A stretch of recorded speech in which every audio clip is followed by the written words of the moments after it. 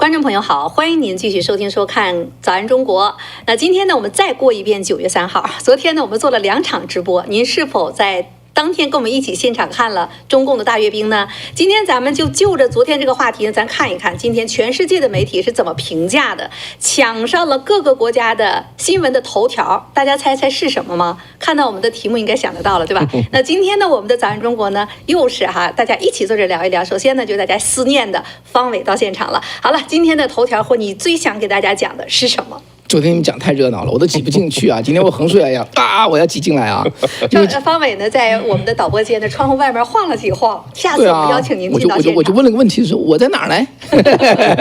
那你昨天也看了，你觉得今天你最想谈的？哇，今天我想就是今天早上我才看到这个东西出来哈，就讲到一个开始好像是日本一个媒体说拍到这个普京跟川普不是一路讲话在那聊天吗？聊出来东西，他说我没听清，你能不能说一下，帮我听一下他说的是什么？他说的就是如何长生不老的这个怎么讲这个学问，对不对？结果今天就炸开了，没错，是不是？今天早上我们在开会，对不对啊？另外，这个秦鹏，你的新的频道叫什么名字来着？鹏观天下，鹏观天下，大鹏观天下，对不对？对，鹏观天下，就是从高空往下看对，大家可以订阅一下哈。对，这个石山是有没搞错？有没搞错？其实我这一代人呢是特别。就被共产党训练，刚刚高姐还在讲，就是说，就是他那所有的歌曲，我们都是倒背如流然后等他那个游行完了，我们听了那个歌曲以后，我开车回家，那个旋律、那个节奏还在那儿，像精神病一样。对，像精神病一样。因为这个影响非常厉害因为我们是从小被灌进去的。所以这高杰说你怎么搞的？这个各种这个革命口号共产党的口号，毛主席语录，各种歌曲，哎呦，这真是没办法，从小就给灌的是吧？是，所以就回去拼命吃雪糕，吃到冻的，把这个脑袋冻麻了是吧？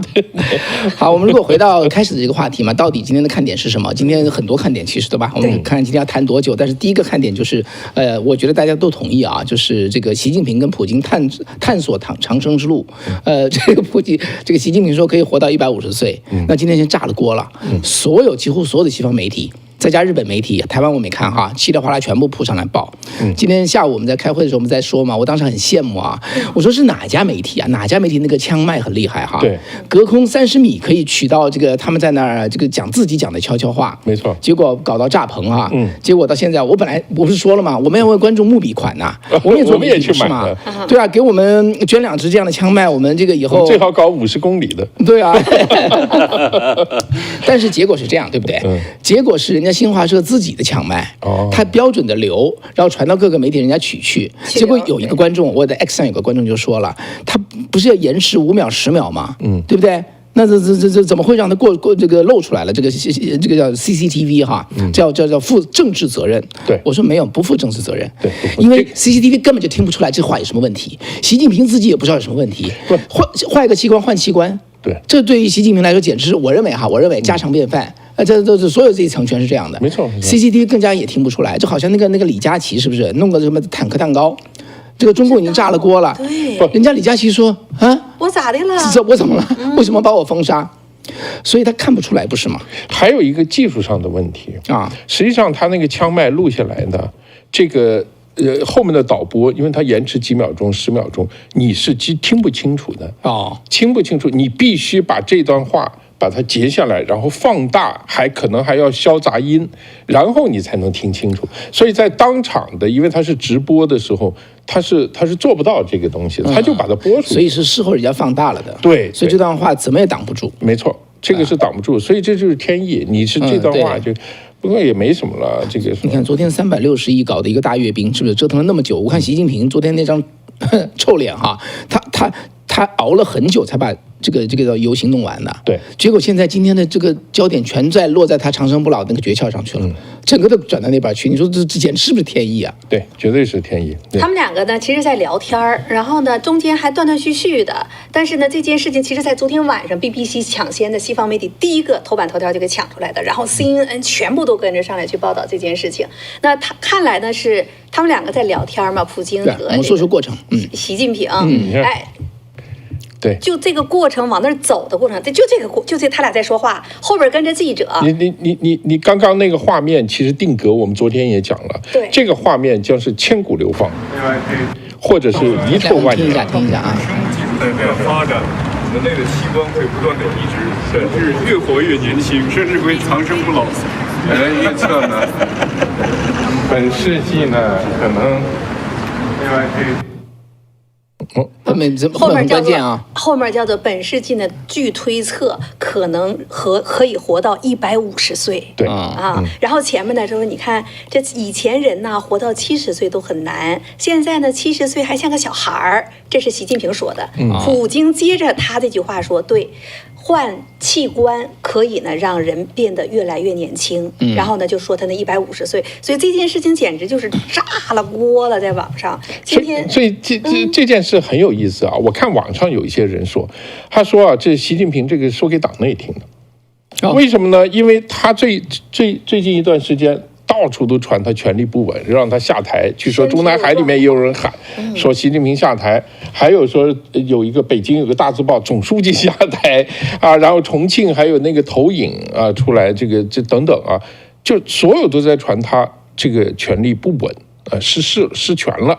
但是这个所有的关键是在于他身体的问题，他身体不好，大家都知道，就是说他身体不好，他去年两会的时候。出过问题，3中全会又出问题，所以这个大家都是所以他的权力被转移了嘛，他自己也证实到，他去贵州的时候，他也讲过这个话，所以有人就说他这个时候讲这个话的意思，就是说。你别小看我，还有80年呢，我才70啊，还有150岁，我还可以继续为革命贡献70年，70多年。你知道吗？你讲说你想叫我下去，没那么容易啊。网上还真有这么一批人，他认为说是这个中共官方故意对，这有一批人真的是这样的。人家是说中共官方故意放出来，人家说普京在挖坑，习近平跳里头去了。不，习近平先挑起这个话题来的，是70岁像个小孩儿，对呀。然后普京说的是器官移植，对，那可能普京他可能也比较了解这个中共是怎么这个年轻的嘛，因为他是这个科科博出身，对吧？那你对中共的这些领导人怎么能够说是平均88岁，对吧？中国人可能也就60多岁，这是平均年龄。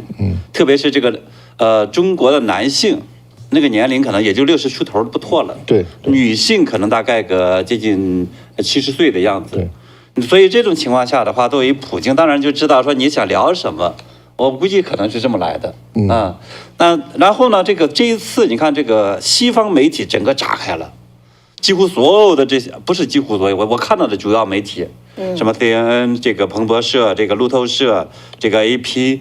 就是美联BBC 等等的，全部是在谈长生不老，全部是在谈这个问题。今天早晨我们中国那些那个也不知道从哪儿出来一大堆的这些，我们说你说他是小粉红，还是说是这个五毛，还是什么都不知道，就突然间出现一大堆，他们觉得不，这是不可能的，这是怎么可能？这个就是中国媒体自己放出来的，你这一定是 AI 做的，可是呢，这个信号后来就是大家都被截下来了，追究了一下，发现呢，实际上是这个中央电视台自己把这个信号给了大家，所以你看各家的这个媒体，不管是 BBC 还是后来彭博，就反正各家媒体，西方媒体全部是用它的信号，所以全部是一模一样的。其实昨天这件事情刚出来的时候啊，我们做新闻的人都觉得。这假的吧？对 ，AI 吧？我第一次看到，我是不相信，我觉得这可能是有人编出来的啊，他们就说个笑话啊，不是有人说读唇语吗？我们还在说读唇语，但是读他说什么，可能说你的二奶他的三奶，反正就互相讲着，就损人呗。但是后来发现不是，这真出来了以后，你再去追究的话，反正真是他们讲的。但这段东西在中国国内都给 block 住了，海外都上头版头条。这件事情在中国现在国内你是看不到的。凤凰网现在还有是吧？它毕竟算是海外的，它不报有点特别明显。这比东风5C 厉害多了，150岁呀！所以中国的网友打了一圈啊，中国网友就说，20后的2000年之后出生的洗税吧，他还能要再掌位78年。那些还没有出生的，请摁下暂停键100年要不你就全部在他的统治之下，要活到150岁。中国人他其实一下子想起来好几件事儿。其中有一个的话，就想到了，我看那个就是叫尤飞那个什么，有个他的这个胡鑫宇那个律师，姓尤，就是游泳的游，对吧？他就说这个你们想活150岁，人家这个胡鑫宇活了15岁，对，因为胡鑫宇大家都认为是说被中共的某一个什么人看好了这样的一个这种器官，最后给摘掉了，对吧？因为他特殊血型就是说什么类似熊猫血或者什么之类的那种的啊，所以。大家都想到了这个，然后呢，很多人又想到了呢，因为2019年的时候，就是301医院，大家都知道这是这个中共的这种党政军的这个最高领导人专用的御用医院。结果呢，那个时候他当时发了一个这个自我鼓吹的这种视频，那时候我们呢就有一个150岁工程啊，就是呢叫981工程，对，实际上就是最终来讲要形成150岁的这样的一个年龄，帮着这个中共最高领导人活到这么大年龄。然后呢还分成3步走啊，第一步呢是这个叫做健康改善，第2步呢是叫做返回青春，就是第3步就是达到150岁。对，当时的话，它其中有一项就提到了这个器官移植。当时那个网络炸锅了。因为大家都想到了，说你这里边藏的东西，对吧？你说这些老人的这些器官，你告诉我哪儿来的？中国人没有这个捐献器官的这样的一个传统。然后你说你领导人想用，就最后就用了，那肯定是得有一些人得提前结束生命啊。所以当时网络炸锅了，就删掉了。结果他这一次的这个视频一放。又想起来这个，所以恰恰就和你那个981这个工程是对起来了。当时是以301医院301医院在中国太著名了，这是绝对给中国权贵，特别是中央领导人去看病的这样一个地方。那它也集中了最权威的这些医学方面的专家，然后呢分这3项工程，这个叫981981。而这个历史150岁是哪来的？这个不是习近平现在说现在科学推测未来人可能活到150岁。1966年。当时有一个红字，就检查毛泽东身体当时那帮医生说，检查毛主席的身体各个器官都非常的健康，可以活到150岁，万岁嘛。那是母场万金的一个结论，那种性质的结论吧。那还没有器官移植的。那个时候1966年已经开始有移植肾的那种手术了，那个移植都活不了几天。对，那时候的他成功到1980年技术现在那时候技术还达不到的，所以现在的这个技术达到了之后呢，那这些领导人就感觉到好像突然间就是信心十足，对吧？我就特别希望他们这个科技快点发展然后不用移植人的器官，可以移植猪的器官吧？那要把猪心、猪肺或者狼心、狗肺都移进去。这个不是，这个好多人一开始都以为这个，因为前2年中共特别喜欢报道这些，你知道吧？就是包括呢报道这个什么，就是亲属捐献呢，包括这个什么养那种，因为猪实际上最适合。对，没错。猪和人好像最接近。然后呢，这从10几年前的话，一直就在宣传这个猪的什么养殖，可是到今天的话，你发现实际上根本就没有用过那个。所以中国的这个器官移植，你知道哪儿来的？就是这个。从年轻人身上这个出来的，对，特别是领导人，我讲对，就是你说有些其他人可能是个别有什么亲属捐献或者买的其他的这些器官，那另外一回事儿。所以你以为这个器官这个科技发达了，这个他们会用那些什么狼心狗肺猪的，绝对不会用的。他们这一点就跟那个中共领导人这叫。吃这个特供一样，对，你以为的话，谁用他也不用，对吧？谁用他也不用。你以为他是会吃个人造肉，对吧？他给你推广人造肉或者是什么这个蒸发糕预制菜，预制菜，对，那不是他吃的，他坚决不吃。你换个猪心、猪肝也就罢了，你换个猪脑子，你可够一头猪了。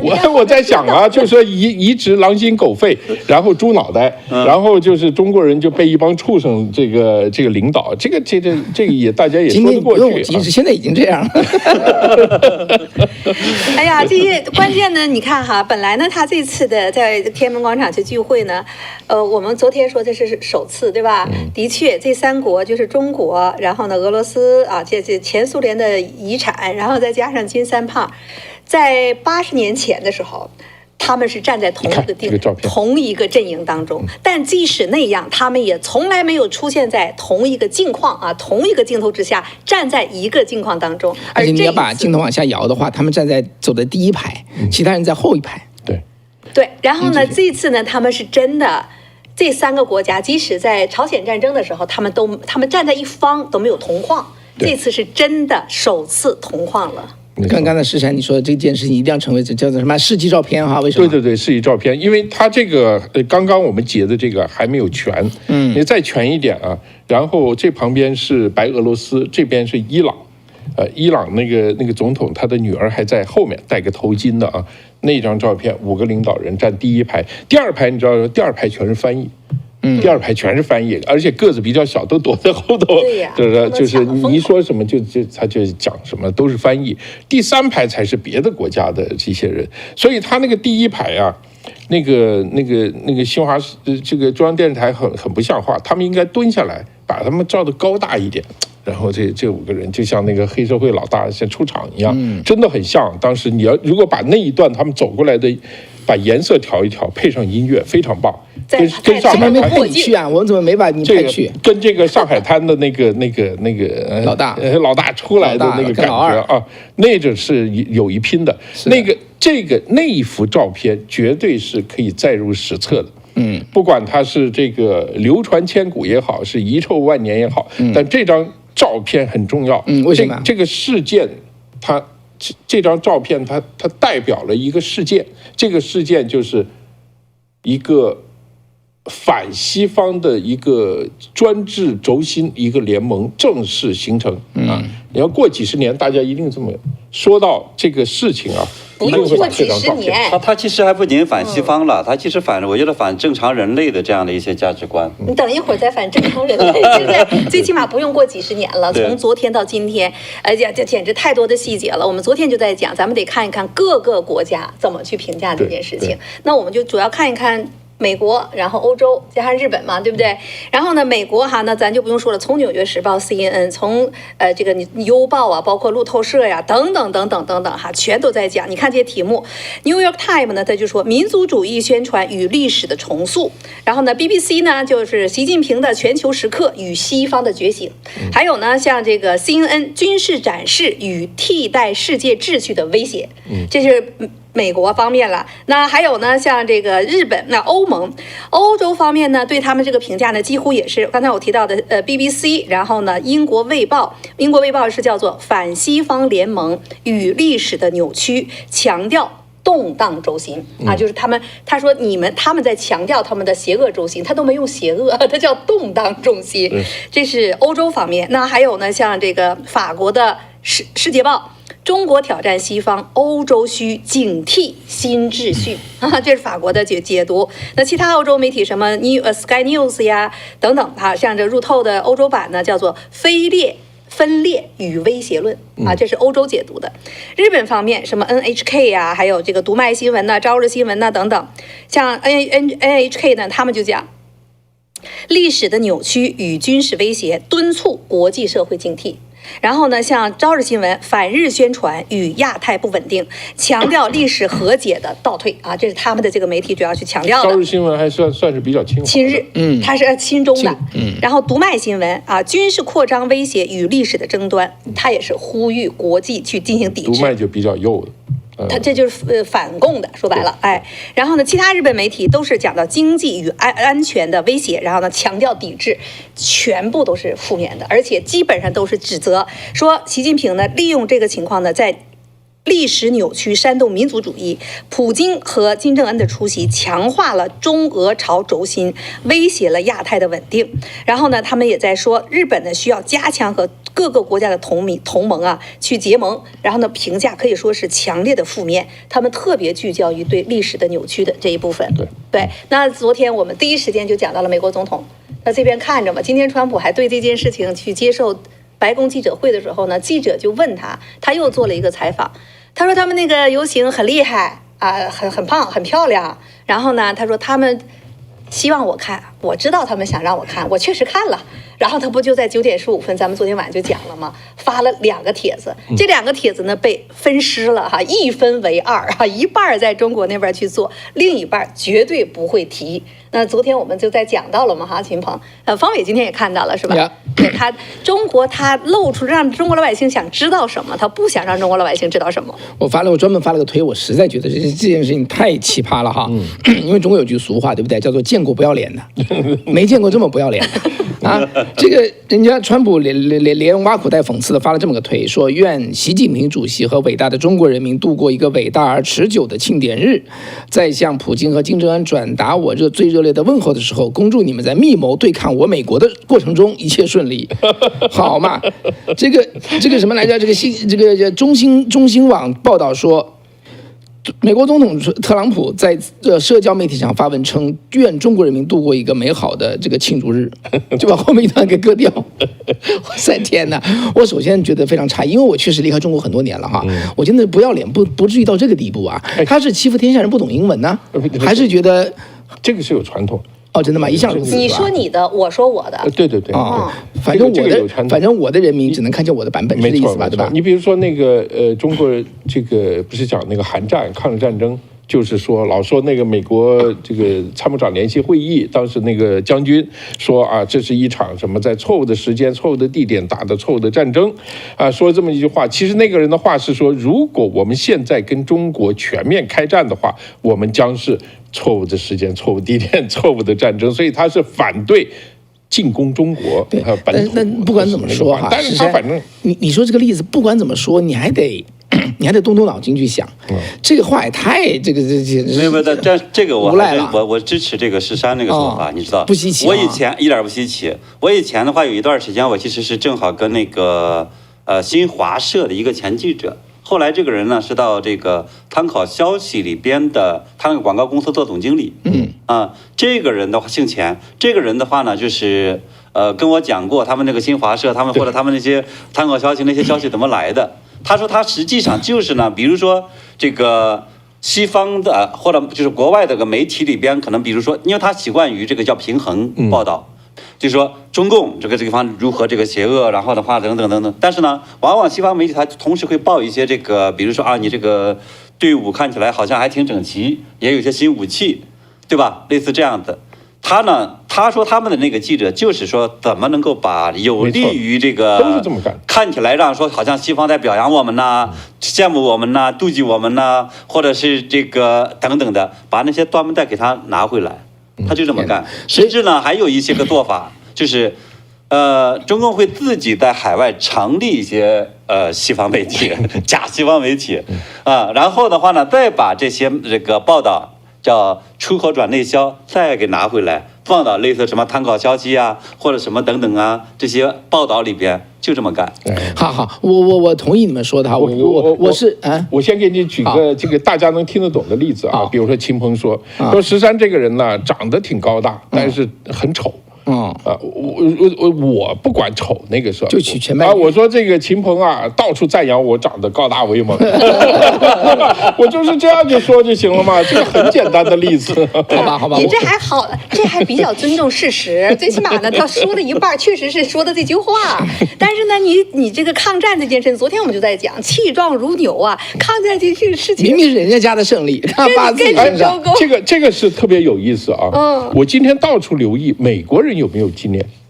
因为这个打赢日本呢，是美国人打赢的，这基本上80%的是美国人的功劳，对不对？咱们说少一点，美国人的功劳，这个战胜日本。我今天到处去看，我没看到官方有任何活动，没有任何纪念。今年没有。我给你总结一下，我只看到一个什么，我只看到1946年的时候有。不是，我只看到一个民间的，插了很多美国旗，一间银行的外面一片地插了很多美国旗，然后上面一个牌子，他说那个这个纪念我们的英雄啊。其实川普自己说过，他去欧洲参加那个叫做诺曼底登陆的时候，他就说，他说我们美国打赢的这个2次大战哈，在欧洲战场我们打赢的。他说我们从来没有纪念过诺曼底登陆日或者什么解放日啊。对，美国从来不纪念这个。对，不光93不纪念，这个欧洲那个什么5月几号来着也不纪念，都不纪念。兴致勃勃的就是这些欧洲啊，这些当初打不赢的、打得很艰苦的，他们在那纪念。所以昨天川普就在说，他说你们纪念挺好的呀，但是你得提到我呀，你得提到我们美国呀，我们美国人有鲜血有生命，我最大的问题是习近平有没有提到这个问题？他昨天就在说这件事情，然后呢，在昨天我们还真没有重点的去谈谈美国到底做了什么事情。这个抗日战争不仅跟你中共没关系，说实在话，没有美国的话，还抗什么日啊？整个第2次世界大战都不知道打成什么样子了。今天的世界可能不是我们几个坐在这儿在这说这件事情。我们在这做节目可能要讲日语，真的吗？真的有可能哎。所以这件事情在这儿，在接下来我们在展开这部分的时候，拜托哈，我们的观众朋友们一定给我们点一个订阅哈，再给我们点个赞。昨天大家真的很威猛，我一说完之后就400多个赞就上来了，然后。对，待会儿我们现在还差个200-300人就奔2万了，现在就点好不好？现在就请大家点击订阅，好不好？点一个订阅哈，再给我们点个赞哈，然后呢，再给送个爱心。今天高杰是使劲跟大家要，今天是抗战胜利日，也是高杰的生日，所以呢，大家是给心哦，给个红心哦。蛋糕你这么说吧，你们早说就因为是高杰的生日，大家能不给面子来点这个订阅吗？所以你说这要不订阅的话，就说明我很没面子。所以拜托大家点为高杰冲一个高峰哈，大家点一下啊！对，你前面我还说这怎么2015年习近平整成9月3号了？因为那天是我自己的生日嘛。我知道那个下面有重要话题啊，我还是要在中间再插一句哈。你们刚才说的都对啊，我也承认我这个叫做什么来着？这个见不多识不广啊，一惊一乍的。不管怎么说，但是不管怎么说，这是美国总统川普发的推呀，啊，2句话切掉1句话，没错，这个很容易穿帮啊。到这个份上，我就想说这件事情哈。除了刚才说的这个点赞之外，你知道我们这不是广告哈。这个海外的华人科技人士发明了一个叫做很厉害的工具啊，这个工具叫一链翻墙。这个链接寄到中国去，一点开就是咱们这个节目，一点开他不知道他翻墙了，他在听我们，他也不知道有什么问题，包括在微信里头一边看一边就说哦挺好啊，再分享一个，分享又可以打开，就这么厉害，对不对？所以呢，我觉得川普这个事情啊，就是中新网干的这个事情，也就是他不知道。他谁要知道了，他就知道这件事情有多么荒唐，对不对？所以呢，我就建议大家这样，因为这个说穿了吧，这个打法就是把整个防火墙让它消失，就这么个打法，确实存在很大的代价，但是呢，中国老百姓是不能付费的，因为付费就被抓到，对不对？然后呢，你要让他去学什么技术，这个 VPN 那个 VPN 很辛苦，所以我们就推荐这个东西啊。我已经做了3轮的推荐了哈，每一轮我募2000块钱，2000块钱可以生成100个链接。OK， 20块钱一个链接，大家听好了，20块钱一个链接，30天，7天，24小时，就是每天就是6毛钱。我们可以把这个链接翻给很多华人用，中国大陆的华人用，让他也看到这个节目，而且根本就不知道有什么风险啊。但实际上抓到也没有什么风险，法不责众嘛。对，就这个情况，因为你也不知道。对，所以呢，这件事情怎么做？海外的华人来帮国内的这个人看这个节目啊，不光这个节目，很多别的节目。所以我们现在在募第4个跟第5个这个2000块，你如果这个凑够2000块的话，每个2000块的捐款人，我们每个月给你送一个报告，告诉你这2000块钱的产生的流量有多少，我们都是实实在在跟您说的哈。所以我在这儿也做这个事情，因为否则简直是墙内墙外2个世界啊。没错，我们在这说的口沫横飞，觉得多么荒唐，那边觉得你说啥没听说过，这个怎么可以这样子？这个事情确实是在海外的华人呢，尤其是。方伟，你们的那个领域，这种高科技的人，必须得多承担一些责任了。因为现在说实话，就像重庆那个，你去撒个传单或者你喊2句口号，那个这个差很远的。你就是要用科技手段把它做出来，因为现在这个时代不一样了。你必须得大家要想办法，众志成城的，当然要依靠我们的年轻人。我知道有很多。中国大陆出来的年轻人很棒，很棒，他们真的是，在真的很努力在做这些事情，包括你们这些从硅谷出来的这一批高科技的人，真的要好好多想一些办法。你们是有脑袋，那我们这一批呢，能出钱的，大家出点钱，能帮忙。现在因为这个工具哈，就是说这个防火墙已经撕破了，已经撕开了。现在是什么问题？我跟大家说实话哈，那个川普第一任有一个这个助理国务卿叫做Barbara Destro。我跟他讲这个故事哈，我说这个防火墙最难的是把防火墙打个洞，对不对？那个墙有多厚啊？要投几十亿上去，我们已经打了个洞，现在没有钱是什么呢？没有钱是出来的那个流量啊，多到我们接不起。他说什么？我说就是这么回事啊。他说那不是 peanut 吗？他不是就那个钱就一点花生吗？一个小花生一样的。我说对，这个花生因为流量每个月几万块，对我们来说就是付不起。对，但是对墙内的人多有意义啊，对不对？所以呢，我们现在就要这个花生钱。海外的人帮助国内的人。那么看到真相，看到这个节目，看到这个国际广播署应该把钱给你们，你们就可以做。可惜咱这也不是英文的，川普也听不见。希望以后他听得见哈，那就不需要请大家帮忙了。但是在他支持我们之前呢，请大家先帮我们好不好？下面就有链接哈，大家可以就是说捐款，我们凑够了，您可以拿到报告，我们实实在在的帮助国内的人看到同样您看到的这个节目。好来，大家观众非常给面子哈，谢谢祝我生日快乐，给我的最好的生日快乐的礼物呢，大家就点击一下订阅，然后呢后面你看到那个题目下面那个字儿哈，那个地方有高洁鹏观天下方伟时间，看到了没有？你点一下那个直接就跑到那个频道当中，也可以点一个订阅，我觉得应该搞点噱头我们一起唱个那个生日快乐歌，不行，最后一句变成大家赶快订阅。咱们大家来的时间很不容易啊，我今天呢真的是觉得很有意思，因为刚才你讲的这一半啊。川普人家你看普京是正式回应了川普昨天的帖子，因为呢他就在讲，请习主席替我问候普京和金正恩，怎么个问候呢？去替我问候那个正在和你一起密谋来对付美国的他俩，给我问候一下。然后呢，普京人家认认真真的今天回答了，我没有跟习近平密谋对付美国。今天这是一个外交的事件啊，他出来回应了，普京可不敢把川普不当回事儿，中国不但不当回事儿，我还给你分割着给你干，反着给你整。哎呦我天哪！习近平真是把这个中国往死里整。这个普京多聪明啊！普京到底你说他是不是这次真的像你说的，他这个把这个习近平把中共往这沟里带？真有人说这是给他挖了个坑，因为器官移植是普京说出来的。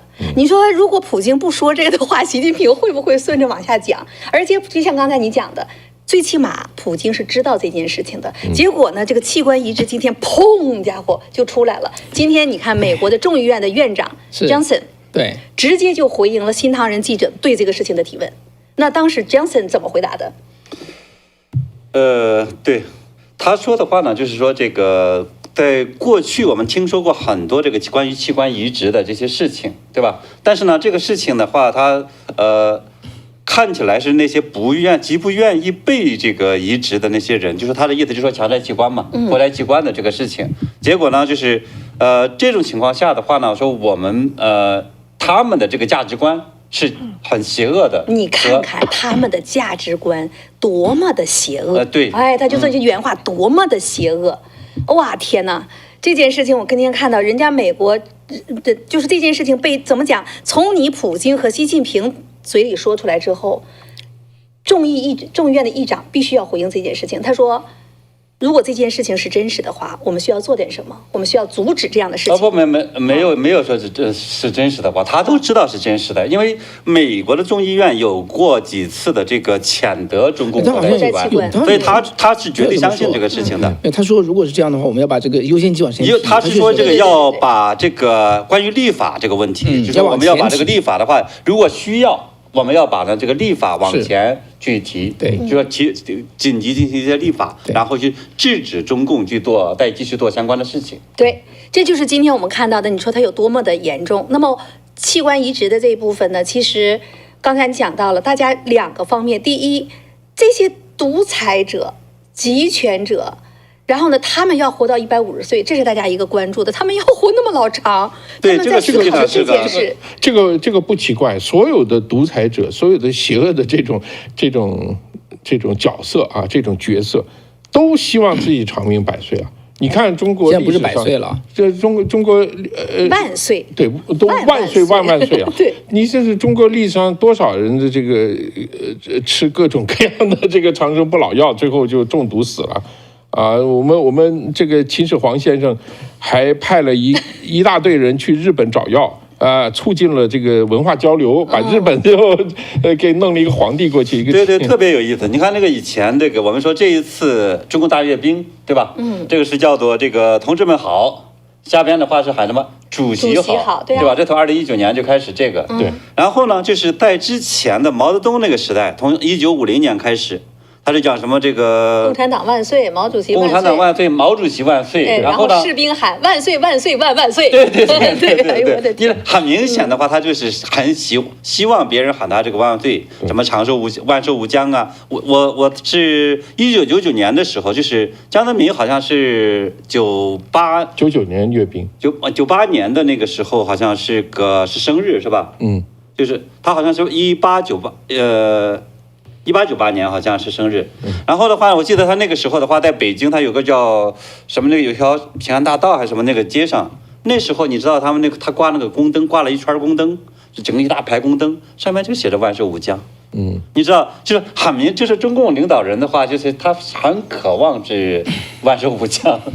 然后你像到最后，你像毛泽东战天斗地那么多年，绝对谁也都不怕了，对吧？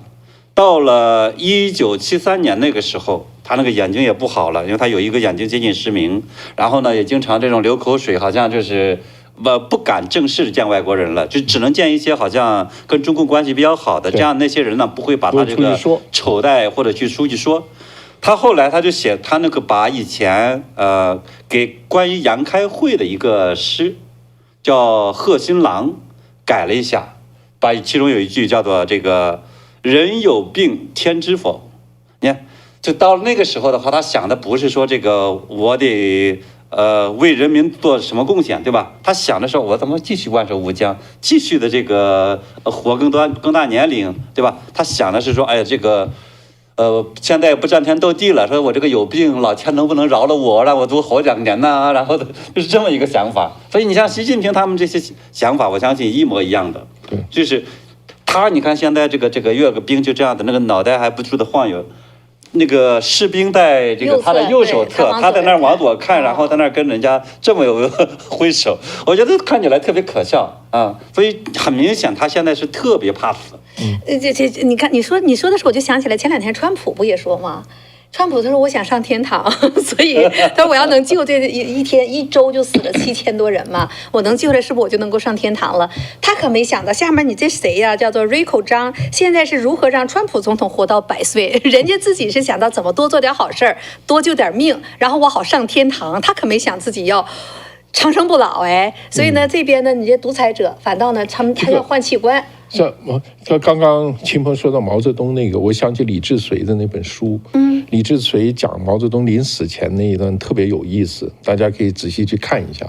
毛泽东那个眼神里面看着他，因为很痛苦嘛，马上就要死了，就看着他就充满了这种恐惧。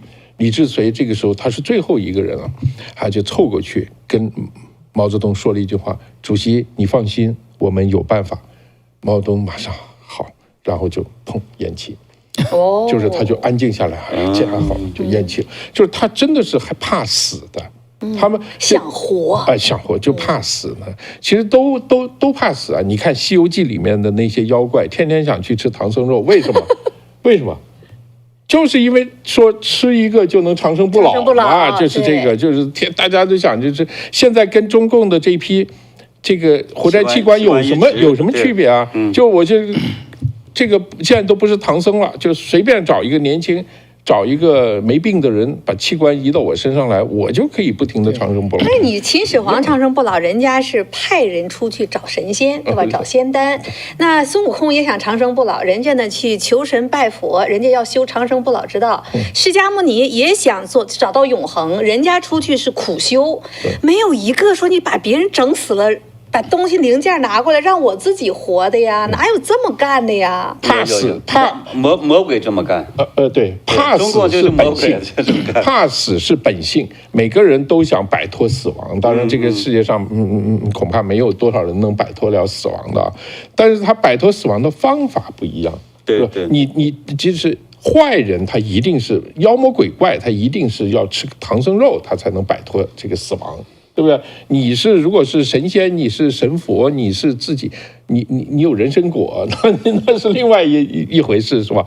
但是就是说，现在中共这批人就是，包括这些独裁者，他们做的坏事很多。我跟你讲，对于他们来讲，他们不觉得这是一件坏事，他们真不觉得。包括来美国的这些器官移植那些医生啊。不是我看有人就当场拦住他说你们干这个坏事怎么样，他理直气壮，他说我们是废物利用，他不觉得你那个生命本身是无价的，是可贵的，他觉得你只要不服从这个政府，不服从中国共产党，你就是垃圾，那我就怎么样呢？我就把你这个再造了，我这是废物利用了。你这个词儿，你这个词儿还真是在这个1983年，大概我的印象是，就是什么两高啊，什么这些就最高法、最高检，还有这个什么公安部等等，他们当时有个联合的这个文儿，就是讲这个怎么去把这个死囚的这个器官要废物利用，对，就是这么说的。对，没错，他没有这种。说对生命、对人、对尊严对人的这个尊严、对这种人道的尊严有这么多考虑，他生命真的是蔑视，对，他就是蔑视，对，因为你想都是物质，他唯物主义嘛，你跟石头有什么不一样？你就是跟石头唯一不一样的就是这个你是有机物，它是无机物，那就是这样。他是这样来看这个世界的，所以那个尊严很重要吗？他不觉得很重要。所以共产党另外一个特点就是以前我们说的，就一掐脖子就求饶，一放手就牛叉，对不对？他不觉得那个尊严那种东西有多重要，但你别给我活下来，你别给我比你强大，我只要强大了，我全部掐死你们。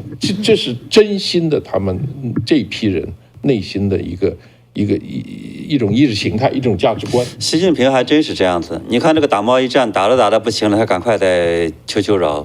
然后的话呢，这个当年跟这个就是江泽民斗，对吧？他也是会装出来，好像一副这种千真烂漫的这种样子，就好像俯首听命的这个样子。回头的话，他就开始又干。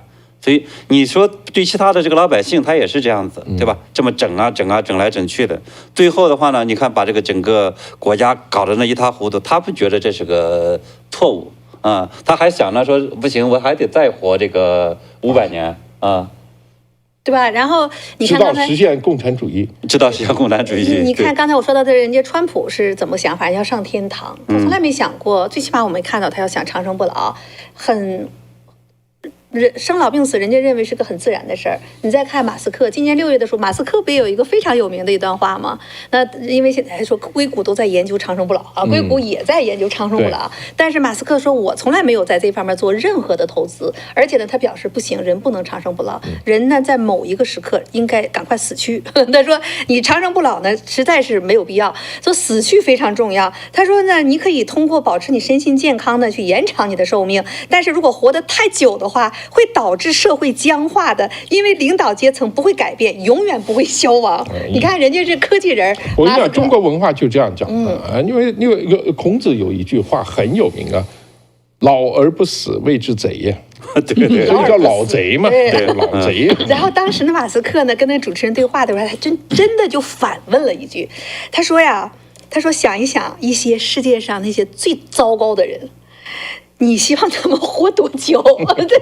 这句话回过头来，在今天的时候，在这个习近平啊，还有这个金正恩啊，还有普京这些人身上，他们还要活150岁，体现出来了。你想他们活多久？人家想活150岁耶！问问我们的观众、听众朋友们哈，你们希望他们活到150岁吗？希望打个1，你说 no， 你就打一个2，好不好？然后在这里呢，高姐要感谢哈，真的是这么多朋友给高姐说生日快乐。然后还有小龙女给高姐19块9毛钱的这个生日礼物啊，谢谢！我把这个礼物呢捐给方伟，一键翻墙。19块9毛9，正好20块可以。对啊，可以帮助一个人啊，对吧？还有另外一个链接，一个链接，很多人可以用的这个链接。对，很好，很好。对，这是我的最好的生日礼物，咱们一起呢去打破那个墙，让国内的人看到他们说了什么，让国内的人看到的话，你就知道他们要活150岁。我们家的小孩现在全都强制验血。现在是对，你不知道吗？中国现在是这样的，现在对，小孩到学校全部登记验血呀，为什么？其实现在这个事情啊，你知道多可怕？它不仅仅是说这个中国的那些领导人呐，或者有钱人，他可以去用这些丰富的这个器官资源，对吧？他现在其实是卖，通过这种比如说什么“一带一路”啊，通过和这些我们说集权国家的这种交往啊。他给这些领导人去作为一种，等于是个个人贿赂一样。个人贿赂，通过这个方式的话，去拉近这种资源。这个，你记得上次习近平去马来西亚，对他们的那个这个王子叫什么东西？对，他说，哎，多谢你，我的儿子去北京换器官的时候，多谢你们照顾。所以呢，这个活摘器官哈，从法轮功学员开始，再到这个维吾尔族，再到胡鑫宇这样的街头的，就不是街头的，就是健康的青少年，对，再搞到现在全民都要去验血，全民随时都可能失踪哈，对，这就是中共这个社会的，就不是这个政权的可怕，简直太那个了，器官坏了，对不对？就换掉。对不对？杀一人医一人，现在看起来是杀几人医几人呢？就像秦鹏你刚才说的，他要活到150岁，真的搞不好杀掉10个15岁的小孩子。他当时这个普京说的很明显，他叫做通过持续性的器官更换，所以你代表什么意思？就不断的去换。他说的这够诚实的。对，所以前2年的时候，你知道中国那个时候，2017年好像就是有一个事儿也特别轰动，就是说。有个意大利的一个医生的话，和中国这个就是东北的一个这个大学医生换头术，对，就相当于换身体，说是换头术，其实准确的讲是换身体，换一个年轻的身体。哎，没错，他相当于是试图达到这个目的，因为你再怎么换，挨个换器官的话，其实这个器官有个总体机能的一个问题。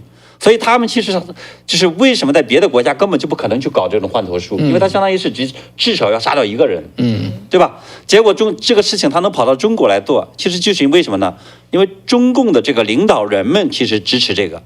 假如说这个换头术能完成的话，代表着说将来这个领导人不用那么费劲了，就把脑袋一换，然后呢挪到这个一个健康的身体上，然后这个老身体就丢掉就行了。你说这个是那个981什么首长工程的一个目标吗？我觉得这可能是他的其中的一个方法。因为经常讲个话题，他的不同路他都要去探索。我其实专门去研究了一下这方面的医学上的挑战哈，它真的是有可能。现在换器官就是3大障碍，第一个就是手术的精准性啊，你如何不把神经跟细胞这个叫做血管切掉，无论是摘的时候还是缝的时候，这个就练习就可以了。你通过很熟练的经验。第二个就是身体的这个排斥，这个排斥呢现在已经解决了哈，因为这个从70年代开始找到这种叫做什么药物，对，药物可以解决让身体不反应起来。那么第三个就是最重要的，就是供体从哪里来？对，没错。对中共来说，第3个问题谁也解决不了。目前你现在这猪心狗胆狼心狗肺现在不行了，对不对？还得是人。所以呢，那么中共最不缺的就是第3个。所以他的技术就因为这么多的这个例子哈，所以他这个医生练得特别强。然后那些个叫做排斥阻断剂啊，这些东西也在他那就是变得简直是非常非常的熟练嘛。它叫什么来着啊？免疫系统的排斥，就讲的这叫什么有个词嘛，这个东西哈。这就是我们当时啊，就是很多在外面说中国一定要清零的，就采取严格清零的这个政策。我们解释说为什么，就是它就是有这样一个原因在里头，也就是说在海外。就是大家是这个被动的染疫，然后大家都有一个抗体了嘛。但是这个呢，它一定会清掉一批身体不好的人。那你如果在中国发生同样的情况，你想清掉什么人？一定是清掉，尤其是他打免疫的，你换了几个器官，你要终生要打那个抗体，就是那个不让你免疫抑制剂，对，就不让你那个免疫系统发挥作用，那就是他只要一沾到任何的病毒，他就没有任何抵抗力，他就完蛋。所以这个，所以他一定要把他卡死啊！没错，3年这个疫情清零，为什么这个就是把大家都锁得死死的，就是因为防这些老干部们，对，因为他们的这个免疫系统相当于是被摧毁掉了，就是换器官呐，各方面的，他实际上他很弱，他必须在一个无菌的一个大环境里面来生活啊！你有任何病毒，那对他来讲是非常危险的一件事。当时的卫生部长高福嘛，高福兽医出身。兽医一旦鸡瘟、鸭瘟、猪瘟的时候怎么处理？把所有患病的这些畜生全部屠杀殆尽，然后呢隔开，埋起来。所以他把中国人，当时我们就说嘛，我说这高福就在把中国人当畜生，这个兽医防疫的这种方法，把人都给他圈起来，然后把那些阳性的都给你弄到一个地方去，自生自灭也好，隔离也好，那他根本就把处理动物的这种方式来处理人呐，举世震惊。然后呢，联合国还说中国防疫做的是最好，全世界还要跟中共学，这就是80年抗战打出联合国来。这个其实不能怪高福，你这个因为习近平人家自己承认了，这个3年的这种抗疫来讲是亲自指挥、亲自部署的，是人家指挥出来的。那你总得给他方法吧？习近平能想出来把门给你定里头，把大家防疫，那不就是你这些专家学者给提出来的这种方法吗？没错，这是中国这个特色的一个这种管理方法，就是当你这个领导人去想解决一个问题的时候，你发现每一次呢都是一个最糟糕的、最惨无人道、最没有人性的一个解决方法。这个就有点像你刚刚说那个问题了，就是它这个整个这个社会运行的机制啊，它没有一个负反馈的机制，它全是正反馈。就像你刚刚看到，我看到外国的报道，有说我好的，有说我不好的，我把不好的拿掉，只说好的拿进来，然后我就变成更有自信，我就更大胆。我越大胆的，别人就这个返回来的就继续表扬我，他就这个东西就完全就已经超过了这个正反馈的极端，就是那个我们的拿麦克风接近扬声器，最后你知道那个里面就那个就系统崩溃，就最后就一定会走的最极端，很快就到了一个最极端的一个状况。所以中共这套体系，因为他把提意见的、监督的这些全部给你砍掉了，他就剩下必须表扬啊，这个畅想光明论这种东西，导致他们自己把自己放在一个信息茧房里面。然后他就认为我做的太正确了。其实我觉得还不完全是信息茧房问题，因为你看哈，这个同样的专家，因为我那时候在北京的时候，你跟一些比如说一些专家学者，大家就是比如说在私下里面聊的时候，其实他们好多时候知道这些问题在哪儿，他们也知道这个问题在哪儿，怎么解决。可是呢，假如说这些专家的话被这个请到了，比如国务院。或者请到了这个什么就是中办的那个去的时候的话，他给出来的解决方法一定和平常跟你说的不一样了。没错，为什么呢？这个就其实牵扯到一个这个叫做出发点，或者叫做共产党的话叫初心的问题，就是你要去解决的是老百姓的困难，你还是说解决了这个政府的困难？他从来不想老百姓的问题。没错，这就是个根子的问题。你比如说，就现在的这个经济问题，对吧？中国的这个大家都知道，现在这叫通缩，然后呢，大家都是叫做内卷。说白，大家都没钱，拼命的这个降价，拼命的压缩这个每个人的这种钱，大家呢整个都倒闭，不断的倒闭，然后呢，整个这个房价，对吧？最后也不断的去跌，各方面的话没有办法去起来。你这个时候的话，解决方法怎么办呢？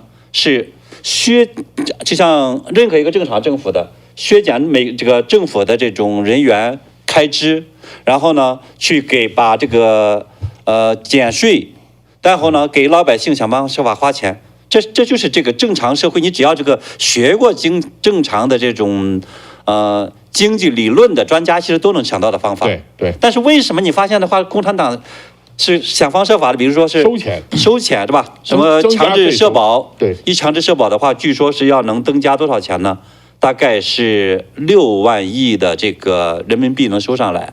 假如说这个几亿人能够多强制社保的话，对吧？然后呢，再想方设法增加其他的这个，你说让他去把这个公务员去砍掉，或者把这些老干部们的这种，比如说医保或者各方面福利去砍掉，他坚决不干。你怎么可能？胡锡进3万3，你给他砍到2万，他也变成反贼了。对，所以这其实就是我们说是出发点的问题。他不是不知道，问题是呢，这帮人太知道了，所以他就才选择了一个这种非常极端的一个打压老百姓的一个做法。所以根本不像中国国内老百姓开脱的讲说的是中央不知道，对吧？中央不知道是下面人不好，党好，是执行的过程当中出问题了。其实不是，从根儿上。他们非常清楚，他们就不允许老百姓有钱有自由，不可以，更不可以有思想。那你回到这个阅兵上面，它其实也能体现出来。你要说把人3年都能圈起来，你想想这一次阅兵，昨天我们就说那把人啊，今天我看到有一个评价，我就觉得他说的有强迫症的人看到这个画面一定是非常心满意足啊。那你想想那一个方队的人，真的是一条线一条线，连眼神都不错位的多。你昨天有没有看到？真是吓人呢。那个眼睛睁得贼大啊，亮那个表情。然后呢，据说给他们这个训练的时候，哎呀，就别说一会儿再说这个训练，我那个记者不有记者拍吗？从记者到所有观礼台上的那些到现场去观众啊，就是都得是有头有脸的呢，你没名没姓的还去不了呢，那都是安排好的，像什么雷军呐、毛泽东的孙子呀。雷军早晨3点钟进行入场，记者所有国家的记者采访阅兵，对不对？早晨3点钟就要接受几次的这种安检，在一个地方集合，然后游行正式开始之前，游行正式开始是10点钟，实际上它是9点多钟就开始了，那就是3个小时之前再给拉到指定的采访的地方，那就是6点钟。看哈，凌晨3点钟就开始折腾，还在太阳那天还特别热，好像北京特别的热，昨天对不对？非常热。然后呢，所有的那些坐的那个地方晒的没有一个棚子，也没有搭一个棚子，大家就死死的坐在那儿，连在那个天安门观礼台上那些嘉宾，你看都没有打伞的，扇扇子的，热的个不得了。还有的我看有的把那领带都已经打开了、撕开了，受不了，太热。所以方伟说他一直在盯着这个习近平的脸、表情。这个习主席从头到尾不笑。他真正就突然笑起来那一下，就是大会宣布活动结束了，对，就此结束，他就是开始一点微笑，微笑，否则一直前面全是臭脸呐。就是我是说那个阅兵的整个过程中，我说天哪，他到底什么感觉哈？是肝病太厉害呢，还是人太不高兴，被人家架在火上烤之类的？我不知道结果是哪一种哈，但是他真的一点都不高兴。所以呢，你看下面当兵的啊，这一路上肯定是教他们啊，要如何亢奋啊，如何笑啊，如何怎么样。他就缺了没有这个嘱咐或者没有训练习主席，习主席把这个整个的一盘菜全给败了，在我看来是这样。所以你看这些当兵的，你知道他还有一个非常严格的一些政审，就是在提政部这些人，你首先的话必须家里边没有这个海外关系。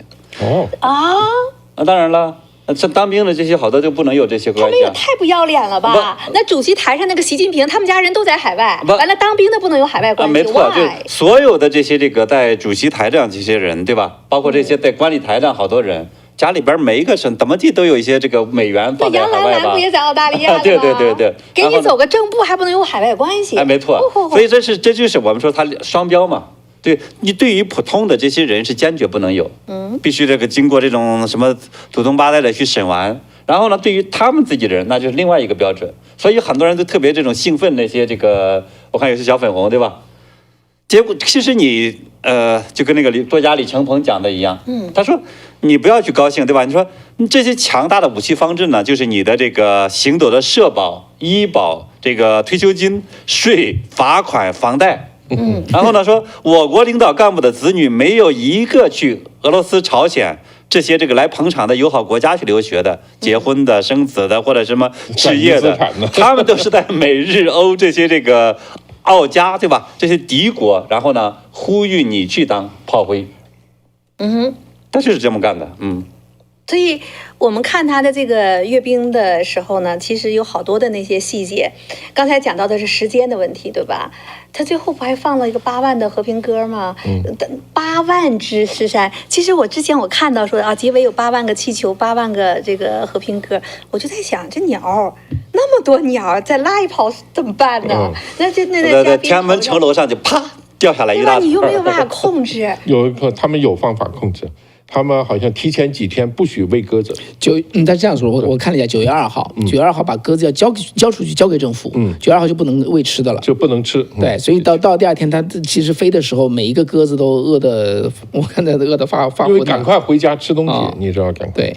然后我补充一下哈，那个整个的下午中午开始阅兵之后的那个叫中午前后哈，温度多少度？31度。哦哟，华氏88度。在那做晒一个3-4个小时，4-5个小时，什么感觉？对，特别合适穿中山装，全部要闷起来。我今天网上我看到他们把1946年，那当时就是结束了嘛这个战争，然后美军回来了，也做了一个大阅兵，然后。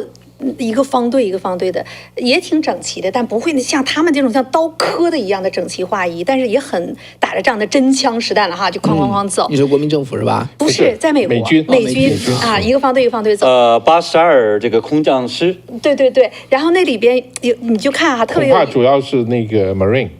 那是黑白片嘛，纪录片对。然后那里边有一排小孩趴到那个也是房檐上啊，是什么地方？一群小孩趴到那儿，那腿还不楞不楞不楞的在那看他们的游行。然后那个游行方阵里边还有一条狗，你知道吧？嗖窜进去，然后嗖就跑出来了。你去看那个的时候，你就在想，这种情景会发生在中国的93阅兵上面吗？它简直是已经是。几天就把那个地方封得严严实实的，还有狗能进去，人都3点钟都给你移动到进去了，苍蝇都飞不进去。对，然后那个和平鸽是怎么训练的？他们有一群和平鸽的这个协会训练的机构，他们呢就是每天训练它，不吃不喝，因为就怕它拉，然后呢不允许这个到天安门广场啊飞一圈回来之后再吃再喝再奖励，一直这么训练，然后才能在。93阅兵的这个8万个和平鸽出去，不会发生突然的事件。你这是鸽子呀，鸽子的话，你这个在比如说正常社会，大家会说这样虐待动物，对吧？但实际上你知道这段时间就是天安门广场周围的这些老百姓是过了什么日子吗？他怕，比如说你这个什么刀具呀，什么其他等等东西啊，他做了很多限制。比如说你这个窗子是封死的，不能动。然后呢，你这个家里边他怕你有什么刀具或者有什么这种非法的这种东西，专门警察会或者这些人会来检查，检查之后给你锁死。然后呢，抽屉都给锁死。对。然后呢，你这段时间，比如说你那个煤气，他给你停掉。对，让你没法做饭。对，咱们他是礼拜几啊？一早晨他们到外面领盒饭啊，对，领盒饭。然后盒饭都有什么呢？2个火腿肠，2块面包，一个榨菜，还有一个什么东西啊？那个一瓶奶，一瓶水，对，一瓶奶一瓶水，这就是他的领来的东西，不可以生火。真要谁想不开，那天在那块搞了个煤气罐爆炸，他们受不了。对，给你搞个管线爆炸，他们害怕，没面子，所以他们把长安街2侧管的是个滴水不漏，真的是滴水不漏。我在想象啊，他们那个军队超过去的时候，突然有一个煤气罐砰炸了，如果那个士兵目不转睛继续往前走，牛。然后这才是牛啊，是吧？如果是做鸟兽散的话，那就你看我以前看这期这个叫做什么踢正步，对不对？这种整齐划一的这种东西那个因为英文里头叫做 goose step，就是鹅步啊，你鹅走起来噔噔噔，叫那么高或者把它叫做 duck step 啊 ，duck step 这 goose step 全那么叫，就是我后来查了一下，我说这种整齐划一的这种完全刻线一样的这种就叫行进这种阅兵到底从哪来的？我还查了一下，它最早是什么地方？它其实单条线在传，你知道，它不是全世界的。当初是18世纪是在普鲁士的那时候军队算是蛮厉害的，在欧洲很难打嘛。它就普鲁士的叫做腓特烈大帝，那个时候就是发明出来的一个叫做刺步的那个步伐，就走起来很整齐然后呢，后来再传到德意志帝国其他的就是公爵啊，其他的这个叫做这个公国那个地方去，然后再到后来呢，其实沙俄军队后来从德国那里学来的，沙俄再传到苏联再传到中国、朝鲜、古巴，还顶多就是东欧集团国家，这个东西并没有传开。其他的国家的阅兵呢，基本上走的差不多就行了，没有说搞到哇，简直是1毫1米。其实我当初在无锡，我参加过军训啊，你们可能也是有没有？我们87年造反的，有这个资本怎么样？反对资本主义自由化哈。对。我们就是复旦跟那个什么来着？资产阶级自由化。对啊。2个大学就是这个就造反，结果就要教训我们，所以大学1年级这2个学校都得去军训。那时候就把你走过鸭子步，对，把我们弄到这个叫做无锡的这个叫做什么来军区里头去哈，就学鸭子步。这每天呢，这个大概待了40天。20天就是走鸭子步啊！这没事儿干的，每天在那就是这么撑着，你知道吗？那你们还好，这样复旦那个8、9之后好像是多了1年，要干1年，我们就1年是专门的这个军训，我天啊！对，所以呢，什么感觉？那种训练有没有给你脖子领子上扎一圈大头针，像那个军训一样？大学生没演到那个地步，这就是2个字，就是无聊。每天干什么呢？在军营里头干嘛？唱歌，唱革命歌曲，对，唱完之后就走步，就干这2件事儿，对，来回来去干这2件事儿，顶多就放个风啊，你稍微自己给休息，叠个被子啥的那他那个训练，他是要求把你变成个士兵，士兵要什么呢？不能有自己的思想，一个命令趴下就趴下，哪怕下面是一坨狗屎，你也得马上趴下。对不对？说这个站起来就必须站起来，他就是完全。你别说，还真是这样子。我有一个，这是一个算一个亲戚性的一个这个战友，他是一个省的这个就是武警的这个，他不叫司令，叫什么来着？后来改叫司令，支队长啊，总队长，武警总队长。你知道他那时候他告诉他说他训练那个兵怎么训练吗？就让你去做这种强制的，比如说就是那种卧倒啊，或者是什么后仰啊，等等的。一开始的话，那好多这个教官的话，他怕摔着，就把这些领到这个，特别是后仰的时候，领到那个草地上。结果他来了，他一看，哎，把这个烧了，就是把那个整个草地全烧了。烧了之后，后来这样摔死一个人。结果的话，你知道他这个总队长的话跟我们去讲的时候，他都是很自豪的说带兵我挺有水平的那种的，就讲说啊，你看他这个结果摔死了，结果你看后来这帮训练的嘎嘎的，就这么讲。所以你看他带他来看的话，你说这些兵啊，这个训练出来怎么去听话，怎么去叫你到什么样的一个环境下，怎么能够去匍匐前进，或什么多么这种糟糕的这天气中糟糕的这个地面。那个是他的一个达到的目的。至于说你这个死活，他其实不在乎。各个国家都有军队，能到这种程度吗？对部队士兵的训练差不多。其实他的核心的精神是差不多的。核心精神是中共的。那你说你训练啊，就军事训练、体能训练，那你总不能24小时除了睡觉你都训练，对不对？他剩下的时间你总是不能天天在那体能训练吧？他干嘛？中国的部队里边这些士兵那点军贴啊。买很多这种笔记本，然后呢，剩下的时间在那抄习近平语录、习近平选集。在江泽民时代，在中国部队里边就是这么干的。这个细节呢是高志胜律师，你还记得哈？高志胜律师呢当时被看管的时候，就都是军队的士兵站岗看着他，但是其实士兵啊都是人，你怎么管他，他毕竟是有灵魂的，所以的都是。有监视，不能让监视看着，就跟高志胜说话。高志胜就问呢，他说你都干什么呀？怎么问呢？就这些细节。他说你这钱都买本干什么呢？他说每天把那个思想都得给他填满，抄这些习近平选集啊，都抄这些东西。当时不是习近平时代了，是胡锦涛时代，部队里边训练中国的军人，你所有的闲暇时间，你都只能做这些。你说你刚才说，部队差不多都是这个宗旨。我们看美国那个大兵。拿个手机成天拍来拍去的，在个军舰上，我觉得美国军队太松了。不，我觉得不是啊。他这个你，我觉得不在这个地方，就是表面上来讲，像史成老师讲的一样，他确实是我们说令行禁止，对吧？你下达个命令的话，刀山火海的冲上去。但是呢，我们说正常国家的这种士兵训练，他是要真正的爱国的，真正的爱民的。对吧？这是他的真正的要去训练出来的东西，就他有一个这种核心的一些价值观在里头。但是同样就是我说的这个省的这种总队长、武警总队长，对吧？他的这些士兵，就他的司机，你知道是怎么玩吗？在那个就是开这个车的话，那个闯红灯，或者是下边那个警就是交警拦他，下来就打。对，哎，你以为他训练的是说他真的是那么听话，或者是好像爱党爱民吗？他不是，他真正的实际上就是这么一套。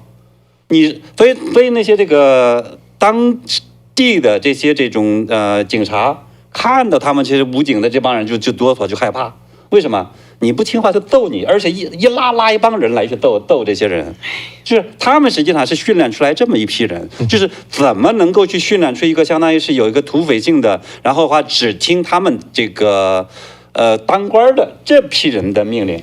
哎呀，所以昨天你看到那一批士兵们，男的女的那么年轻，被训练成一个肉体机器人儿。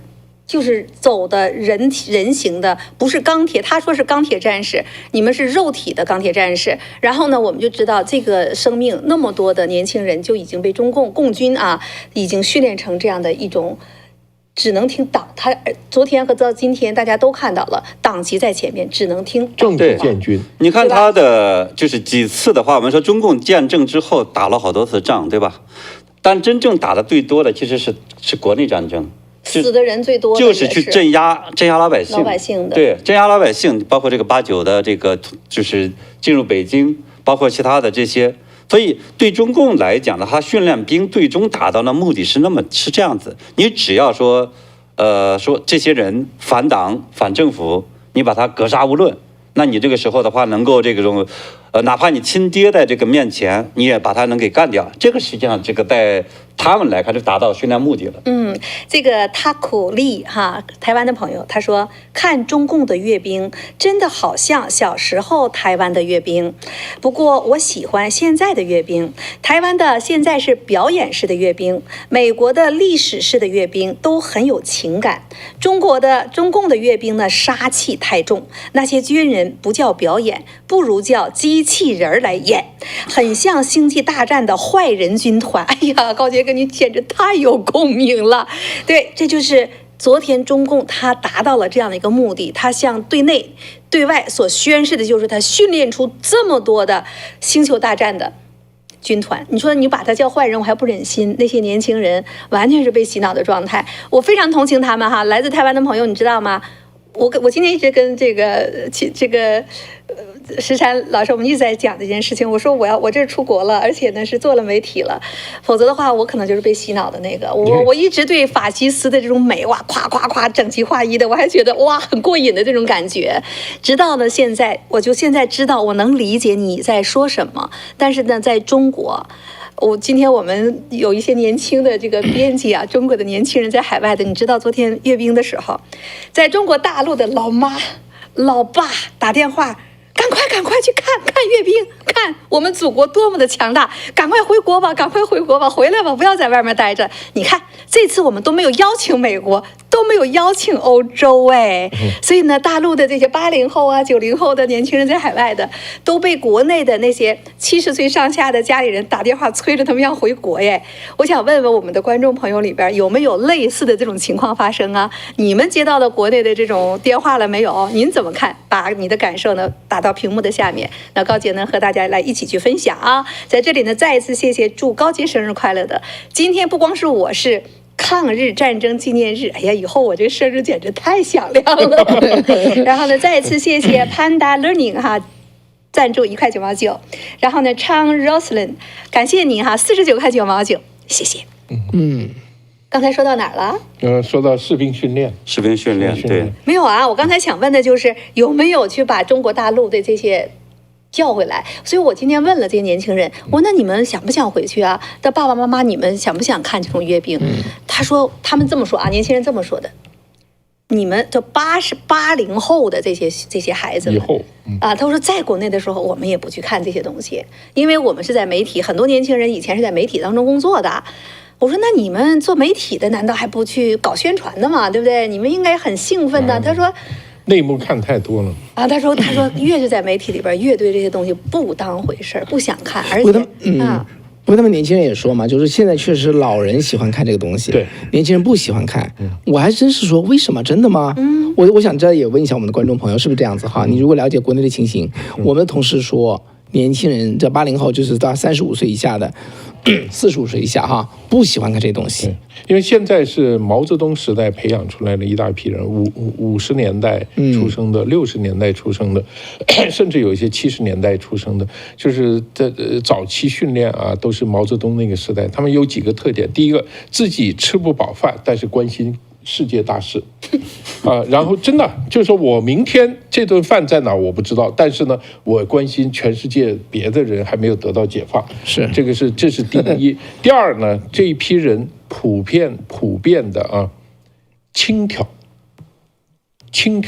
就是说太容易说大话，太容易说大话，就像这个呢，倒不这个最典型就是中共的这一批高干子弟。就是他是比较轻佻，就是任何话这有什么了不起？老子一去就怎么样，我可以如何，就这种，他不实在。他都不是吹牛，他比吹牛还要更严重的多，就是比较轻佻。这一批人，像我们在网上看有些网红啊，有一些人互相骂的时候，你可以发现这个特点，这有一批中国人给训练出来比较轻佻，就是这种人。当时呢，所以他们这一批人看到了以后，还有一点，就是刚刚高姐说的，因为小时候，因为你知道对人大脑的影响，逻辑只占30%，剩下70%其实是跟你的情绪有关系。我给大家讲那个故事啊，我在旧金山这个一个朋友请我吃饭，在一个川菜馆，那个旁边就是厨房的门。我们正吃着，就听里面一个人唱歌，一边砍肉一边唱歌，拿那个大刀，梆，你知道他唱什么歌？毛主席的书我最爱读，前面那个万变呀下功夫，就是这个 biang 我们两个都是文革过来的人，就听得哈哈大笑。我们说这边还有这样的人，我们就推门看，还认识啊？谁？还认识？就是里面那个人还认识，还是政治庇护跑出来的人啊，你知道，就是这样的，就他那个东西啊，在共产党他训练到你已经下意识的你就已经是那样了，所以这个东西就是他为了发泄他的情绪，他只能用这个东西来发泄。他唯一会的是这个。对，当那个东西，当那个音乐，当那种情调，当那种场面出来的时候，他不由自主就激动起来了。我再给你讲个故事，在日本的时候采访了一个民运的那64的那些学生，他因为是64学生嘛，像也是学生领袖其中的一个，然后呢，他在国外一直其实不给他护照，也不延期，就没有国籍，但是你能待在日本，你女儿出生了，怎么办？他到中国大使馆给女儿上国籍呀，这孩子生出来没国籍，不给，女儿也不给，爸爸不给，女儿也没有国籍。他本来就64的学生领袖，气成什么样子？女儿没国籍，抱着孩子出来的时候，他唱国际歌，然后他自己都说，自己也骂自己。他说我这边孩子都被那么迫害的没国籍了，他说我脑子里边唱的还是共产党教我的歌，他就完了，他说我这辈子算是完了。所以刚才就跟你讲那个特别的像，他从小被灌输的这种音乐。我刚才也在讲。你昨天晚上你脑子里有这个，我今天早上我一想这个阅兵，我脑子里就是他那个什么《义勇军进行曲》这个节奏。哎呦，我说这个东西好像有毒哎，这真是有毒啊！没办法，得往外排都排不掉，是吧？对，你像音乐啊、味道啊、视觉的这个就是感官的这种东西，它对你脑袋的这个影响是非常大，而且呢，你的这个显意识你都意识不到，你自己都意识不到。他到时候他就犯出来了，所以这个我们看这个阅兵的时候啊，很多人很激动啊，像不一定他是真的喜欢共产党或者怎么样，他就是被这种宏大的这种场面他给激化了，或者被泡成那个样子。我记得我在1988年嘛，88年我在上海读书嘛，那时候王沪宁是我们学校国政系的博士生导师啊，也是你们辅导。哎呦，那时候还蛮有名的，对啊，叫什么这个师承辩论，所以那时候我们还觉得这个王沪宁还挺厉害。呀。所以我说这个故事哈，但那叫亚洲大专辩论赛，对，那年是台大对复旦。王沪宁是这个复旦的这个带队的老师，带队老师，教练相当于对教练，就两边在台湾辩论。当时我印象最深是什么，你知道吧？我说天哪，那个题目叫什么呢？孔子对当代社会是好还是坏？就抽签来挑哈，谁挑的正面反面都随便挑，挑完之后就辩论。那个时候你知道吧？那时候我当时第一次很开眼呐，台湾的大学生怎么台大说什么都是说孔子啊，就是说我的邻居、我的老师、我的朋友、我的爸妈都这么说的。我们复旦的去吧，张嘴就是历史啊，这个形势啊、世界啊，全是那一对。我那时看到哇，同样是大学生，思路完全是两回事儿，你知道？一个浮在半空中根本就不着地，另外一个呢就是非常踏实的，我的邻居啊，我小学老师啊，跟我的什么感受。所以我那时候才觉得说我就觉得我们怪怪的，你知道？我以前觉得就是我们最聪明最正确，对啊，我那时候觉得我们真怪。我们出来搞媒体你就知道，就是经常我们这个做编辑嘛，那个文章你一看就知道是大陆培训出来的，这个就是他的所有东西首先抢占价值道德制高点，先抢上再说，对不对？抢完了以后，我这正确，你们一切都是不正确的。我这个海外，你知道做新闻不是这样做的，是吧？我们出来，我们先讲事实，先讲这个，然后讲你左邻右舍，讲你身边的事情。他不是，他一上来就是这个爱因斯坦当年是怎么说的，对不对？然后苏格拉底怎么说的，是吧？孔子如何了？然后哎呀，就是给你引经据典，没错，弄个大空架子，没错，这都是。这个共产党训练的一个东西，所以我们现在在网上经常就可以看到这种，就是很多这种小粉红也好，或者是有一些他们派出来，他们跟你辩论的时候，你在讲，你说我们家人受迫害，他会告诉你，国家在发展嘛，你们就忍受一下。他是真的是这样，他的思维方式，他不觉得，哎呀，你们家受迫害，你是我的朋友，那你怎么办呢？他关心你，他不会有这样想法，他会想说，哎呀，每个国家进步都会有代价嘛。他是这样的，他是真的是这样想的。我们进化论有一些就被淘汰了，那你就该死了呗。就这种感觉让你就是非常非常的不舒服啊。那这种是典型的共产党的一些就是教育出来的一个特点。像对，所以后来你说那个70多岁啊，60多岁，哎呀，这个最明显，太明显了。所以后来我其实就是看书知道了一个东西，我就感觉到那个时候之前那个教育一下子就有点颠覆掉了。是什么呢？叫做多数人的暴政。就是说之前的时候我们觉得好像你说为了党的利益，为了国家的利益，为了大多数人的利益的话，牺牲你这个小这个东西，这是理所当然的，这是在中共那个体系下很多人就这么想的，对吧？可是呢后来你就知道了一个东西，叫做这个多数人的暴政。对，就是有些人的话呢，他可能说利用，因为人多，我就可以对你这个其他的少部分人生杀予夺，对吧？因为的话，你这个犯了错误，或者是叫什么违了法，所以呢，警察就可以无限的这种暴力对待你，甚至打死你就白打。为什么？因为你犯了法，凭什么你犯了法呢？当然就该怎么着了。可是呢，正常社会不是这个思维，正常社会是什么呢？你比如说，你就算犯了法，那你必须按照相关的这个法律的对待，如何去对待它，人性的这样的一个这种对待。同时呢，你警察也有他的这个规则，你不能突破你的规则，否则的话你也是违法，对吧？这实际上是和共产党从小教的那个东西完全是相反的。同样呢，对于你说，你可以去牺牲了某一个人，那这个也是坚决是不允许的，你呢？他有他的这个人权，他有他的这样的一个这种保障，你必须呢这样他的这样的一个这种保障，去能够正常的去生活下去。所以这其实是我觉得正常社会里边大家来了之后就发现是这么回事儿。你包括的话呢，你说来到了这个，比如到美国。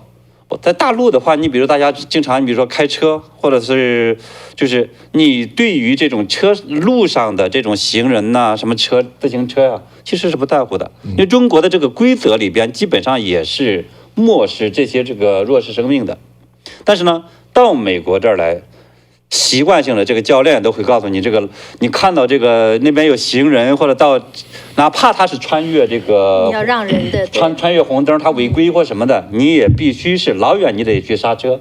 就是去让人为什么？因为这就是生命，尊重个体生命，他看的某种意义上比其他的很多都高。你在美国考车牌不是有那个笔试吗？对，有笔试里面，我记得我刚来的时候，笔试里面就有这个题，就是说你在直行是绿灯，结果有一个行人，走到马路上了，你怎么办？是几个选项？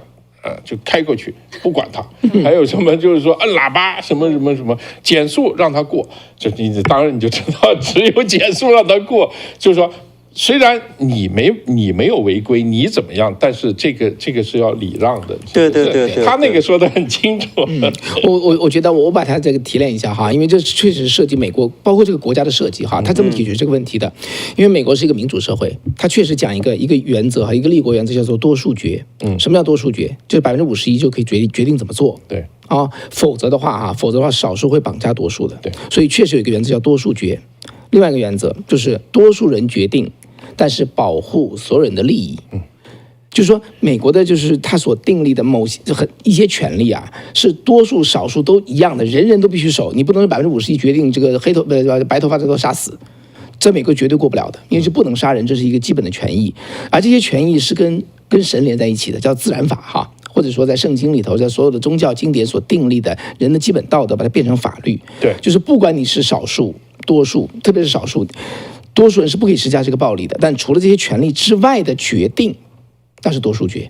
它区别在这个地方，就下面有厚厚的一层人的基本权利，在上面的社会事务啊，那确实是这个51%决定怎么做。这个是来自于这个英美的这一套体系，对，它是最早的时候，对权利法案从这儿来的。其实这个你刚说这个，就是我记得以前我们写文章的时候说，王岐山经常推荐2本书嘛，一本是《法国大革命》，第2本就叫做《乌合之众》。没错。勒庞，这个勒庞跟那个现在哪个勒庞？就是这个作者叫勒庞啊，乌合之众，就跟那个勒庞现在那个是一个姓，他都是这个。那本书写的什么呢？那就是写的这个，在民主社会里面特别容易出现这种多数暴政啊，多数暴政，所以他就写到这个问题，就是说应该怎么制止这种多数暴政的问题。其实你中国共产党，你要回顾他的几十年统治来讲，他其实利用的恰恰是多数人的暴政。所以他每次就是资本这个地主是少数，我们这不到5%，咱们要一起把他杀了，把钱抢了，大家一高兴杀完以后杀光了，回头一看，资本家5%，把他杀了，然后组织派，然后这个知识分子，就每次他都是利用多数的暴政来做这个事情。是，所以当大家没有对这个没有清醒的认识的时候，当然这个社会就会其实是回到一个丛林社会，就是说谁当时拿着刀更多，就可以把人杀了，把他吃掉，是吧？对，因为这个法国人就是这样，因为你那个叫那个法国大革命以后有一个阶段是那种就是他们就是雅各宾派，对雅各宾派红眼了都，对，就是今天你在台上，明天我们就变成多数，我们就把你杀了。对，就一个轮回，搞了好长时间，所以他们也总结了很多这个东西。所以美国人算厉害，美国人在法国大革命之前就已经开始这个就已经琢磨出来了，他们设这个，所以这个英美的这一套原则啊，它是有很深的一些道理。对，其实我觉得它是跟神连接在一起。其实当时那个华盛顿就专门讲过这个事情。其实美国大革命就是在法国大革命前面，对不对？他说区别在什么地方？他说因为我们美国大革命是在神的指导下做的，法国大革命就缺那个东西，追求所谓的这个民主啊、自由也好哈，所以呢，那就是以革命的名义杀人，以民主的名义杀人，以自由的名义杀人，以多数就是多数暴政。当你没有一个怎么讲呢？没有一个信仰或者没有一个神的指导的话，你就是完全是失去罗盘的。你根本就没有一个就是清晰的一个就是人类基本价值的一个定义，没错，所以就没边界了。跟现在共产党其实有类似的地方，唯我独尊了。对，就是我想要的，就是我想什么，就我就是规则，我就是权利，我想要的一切按我来办，不符合我的一律杀掉。对，所以我觉得华人呢，我们在这做这个节目哈，多数听的我觉得是华人，对不对？很多华人他确实是无神论，我觉得是理解这件事情是有一些费解的哈。但是你去研究世界上所有的宗教经典，无论是基督教啊、佛佛教啊、道教等等之类的哈，犹太教你研究下来，它的根子上其实是相通的，它有同样的一套价值，这套价值就是天给的，你不能违反那个东西。你再多民主选举95%对5%都不能改变那个东西，对，你不能杀人，那不是人定的，那是天定的。对，这个就在中国那边，就是东方那边的话，叫稻盛和夫，他有个总结，他说这些不同的信仰啊，这种传统的这种道德价值观呢，他把它总结成叫做敬天爱人。对，你发现他这个是个这种底层的东西。那底层的东西在的时候的话，你就不能以一个这种比如什么集中制的原则，或者是一个这种好像革命的这样的一个所谓的这种幻想，然后呢去剥夺其他人的这种生命啊、权利啊等等，这个是坚决不能做到的。这个在中国古代其实也是这样，因为这个皇帝并不是最大的，他还是天子嘛，对，他有个天道嘛，是吧？所以这个人皇帝不好了，我们是这个替天行道啊，是不是啊？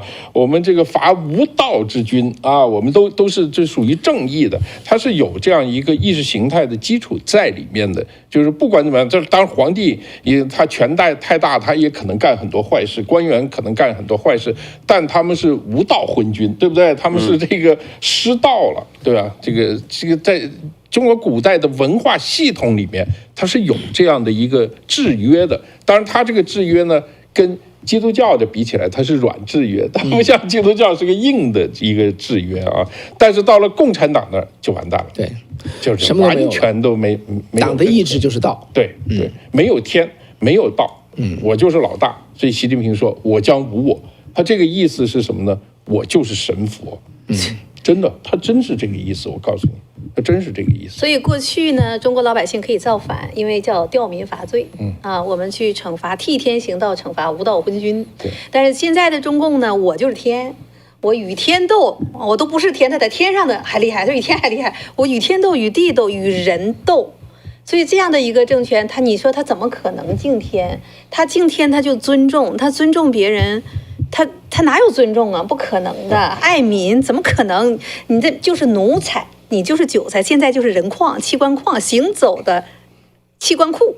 那你这样的一个党，你今天他做了这样一个阅兵，他把那些花尽了那么多的钱去训练出的那样的一些军人，就像刚才那位网友说的是什么？你就是行走的那些机器人。机器人不说，你就是你的税金，你未来的房地产税，你的这种教育、养老、房子，你所有的这些钱，你供出来的是屠杀自己的一种机器人军队。钢铁军团是针对着老百姓的。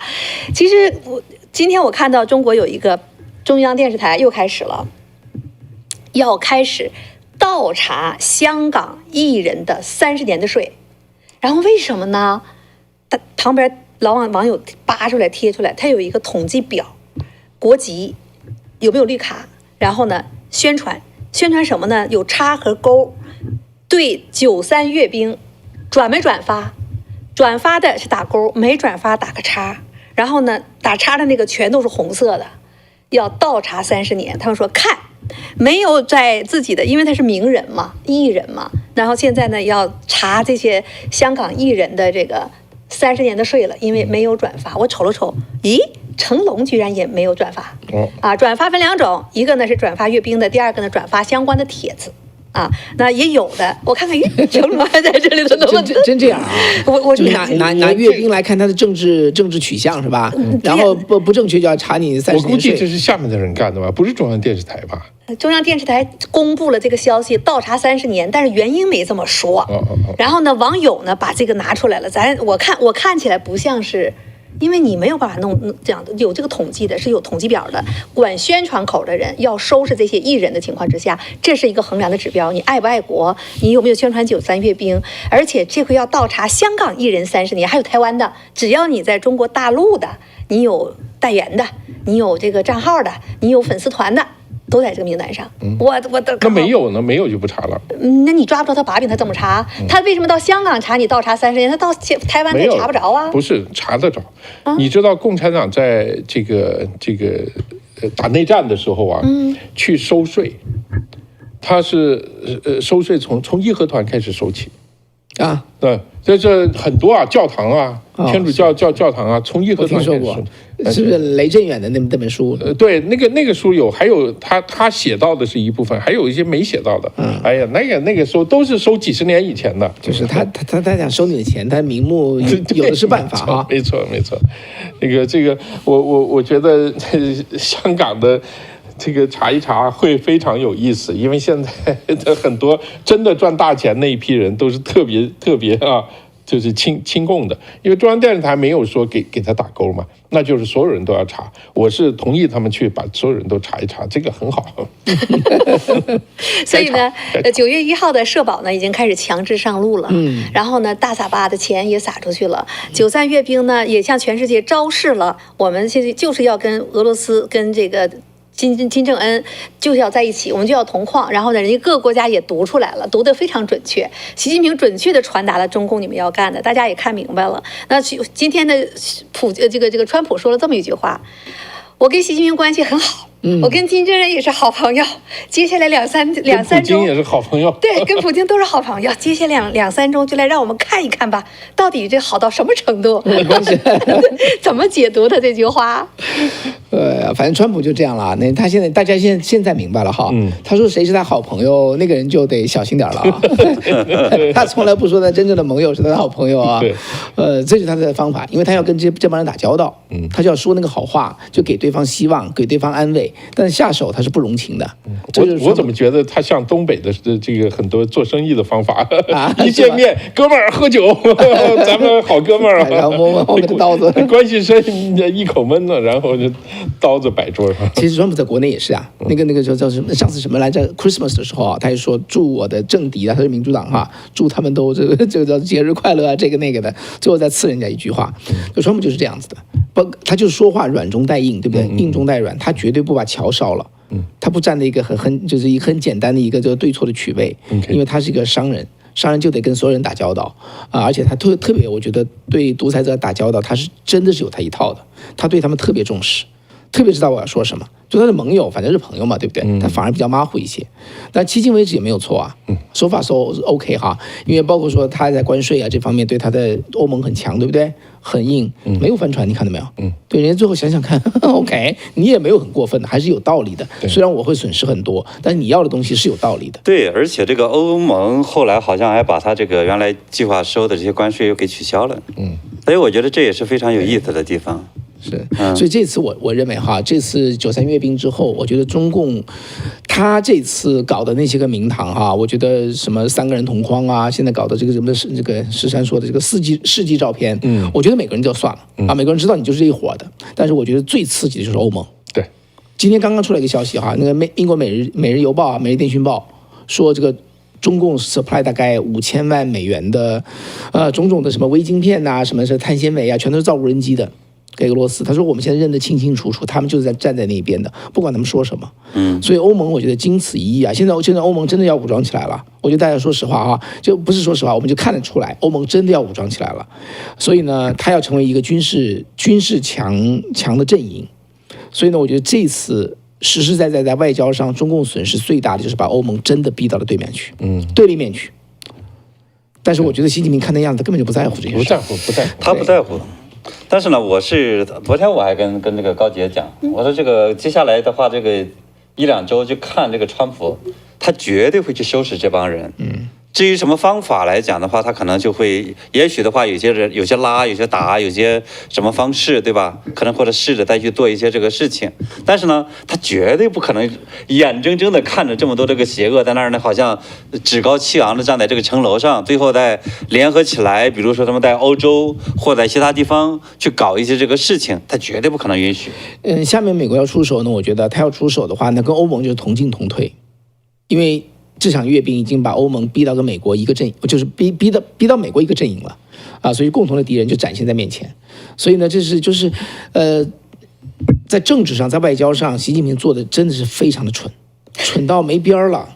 习近平想长生不老，然后呢，川普和欧盟梦醒时分，这就是我们今天的题目，对不对？所以其实你回头看，你说欧盟也好，美国也好。他们要长生不老换器官，他的这个技术器官手术的技术，包括它这个抗排斥的这种反应的这种药物的技术，全是来自欧洲、美国这些学校啊、医生啊，技术给他们培育的武器。今天呢，他不是整了那么多武器吗？大家都在看，就东风61也出来了，他说这是没想到的、意外的。还有呢，昨天这个指定说的这个那个防空的那个防御性的导弹，红旗29，对，这个也被CNN 点出来说，这是一个要值得关注的哈。那这些武器呢，今天北约的这个负责人他就直接讲，都是从美国偷去的。直接公开讲，这技术都是从美国偷去的。你像他那个隐形机，都跟美国长得一模一样的。然后这些呢，你看过去这几十年，美国你就别说几十年、80年，美国你抗战人家提都不提你，你帮了多少事情，在2战当中。我就还是说一下哈，因为这些有些数据嘛，咱们事先也这边有汇总哈。光一个驼峰航线。就飞越喜马拉雅山哈，因为打仗嘛，对不对？你补给线要没有就死定了，对不对？当初中华民国是在陪都在这个重庆嘛，就是固守这个西南，而美国的飞机越过驼峰航线，给国军送给养，美国投入2100架飞机，损失掉1500架，3000个优秀的飞行员死掉。损失率是高达80%，那么美中双方的这个叫做这个驼峰航线哈，参加的人数是84000人，总共送了85万吨的战略物资，和这个就是投入33000人的这个战斗队哈。美国有一个叫做第10航空联队，620架大型的这个运输机，损失掉563架。这就是美国付出的东西，那更不用说哈，在这个美国在太平洋战争，从这个叫做中途岛啊，到硫磺岛啊，这个叫做瓜岛啊等等之类的，一路最终把这个叫做日本帝国压回到它的本土，对吧？所以这些东西全都是不算的。所以我今天看到 X 上有人去贴，确实是有道理，做了2层忘恩负义啊，就说美国打赢了这个就是日本帝国，对不对？等于是把中国保全下来。中共今天他不管怎么说吧，他偷人家的胜利，他起码得有一点感恩之心嘛，一点都没有。没有。第二就是1979年改革开放之后，在我看来，我一直这么说哈，中国的4个现代化是美国人送的。没错。他有讲吗？他从来没有讲，就是连接带偷，到最后是抢，变成这个样子。用西方话叫做 by the hand that feed you， 就给你送食物的时候，你要咬断它。咬他的手指，这就是中共干的事情。中国是完全没有必要跟美国为敌人的。现在在过去的10年之内，他就硬生生把自己造成敌人。当然我们可以理解了，对吧？因为他中共就是一条毒蛇嘛。这个他改不了这个毒性。这个，我想起来川普的那句话了。我不怪别人，我怪美国人，怪我们自己。美国人真的要好好反省。美国从现在往前推这个100多年的时间里面，大力支持过3个国家。第一个是日本，后来跟他打了一个第2次世界大战；第2个是苏联。你知道美国的支持中国的军队啊，美国的用租借法案支持中国打抗战，只占它全球这个租借法案里面的5%，只占5%。英国是占70%，那剩下25%就是苏联，就是通过这个去送的。当时罗斯福的这个政府，他是民主党的，也是比较左倾的，他们里面有大批的共产党人，有大批的社会主义者，他们是真心的觉得这个苏联非常好，所以当他们这个大力的支持了苏联。那个时候，后来这个美国的，大家可能都知道这个故事，美国的核武器里面的资料就是被他们研发人员拿出来直接送给苏联。对，这个大家都知道。他为什么他觉得我们这个苏联这是社会主义，这是人类的未来，这支持苏联，所以很快苏联就成了美国的敌人，成了最危险的敌人。然后为了对付这个最危险敌人，再扶植了一个，再做一个，也就是说，过去这100多年，美国扶植了3个大型的这个国家的崛起，全部都是他的这个致命的对手。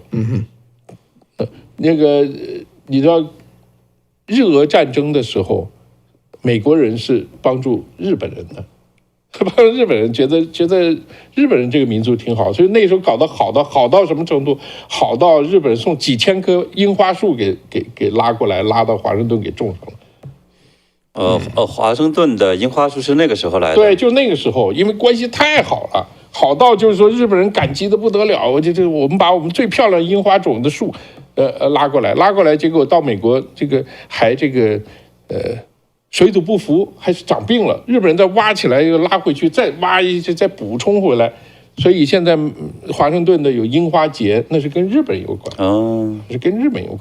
那个就是这三个，这个美国人要好好反省一下，这个里面是不是有什么问题啊？每一次都是这样，这个恐怕要自己要想一想。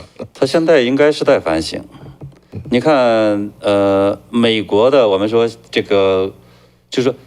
中共的话喜欢呢是去跟这种领导人去搞好关系，对吧？或者去跟收买某一个这个人，但事实上来讲的话，他现在整个是没办法去改变美国的整个国策的，因为美国的这个民众87%以上的对中共是没有好看法的，然后呢，美国的这个参众两院绝大部分的人，或者说涉及到这个中共的时候的话，你基本上投票是100%。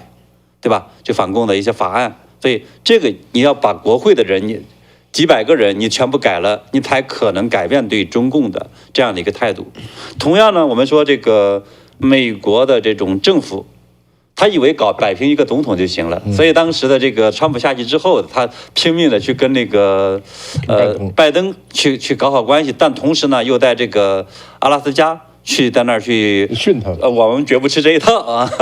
就恩威的这种，反正收买加上这种训斥的话，他两个方法都用了。到今天呢，我们说习近平似乎又想寻找另一个方法，就是呢，在这种大阅兵的这种形式，对吧？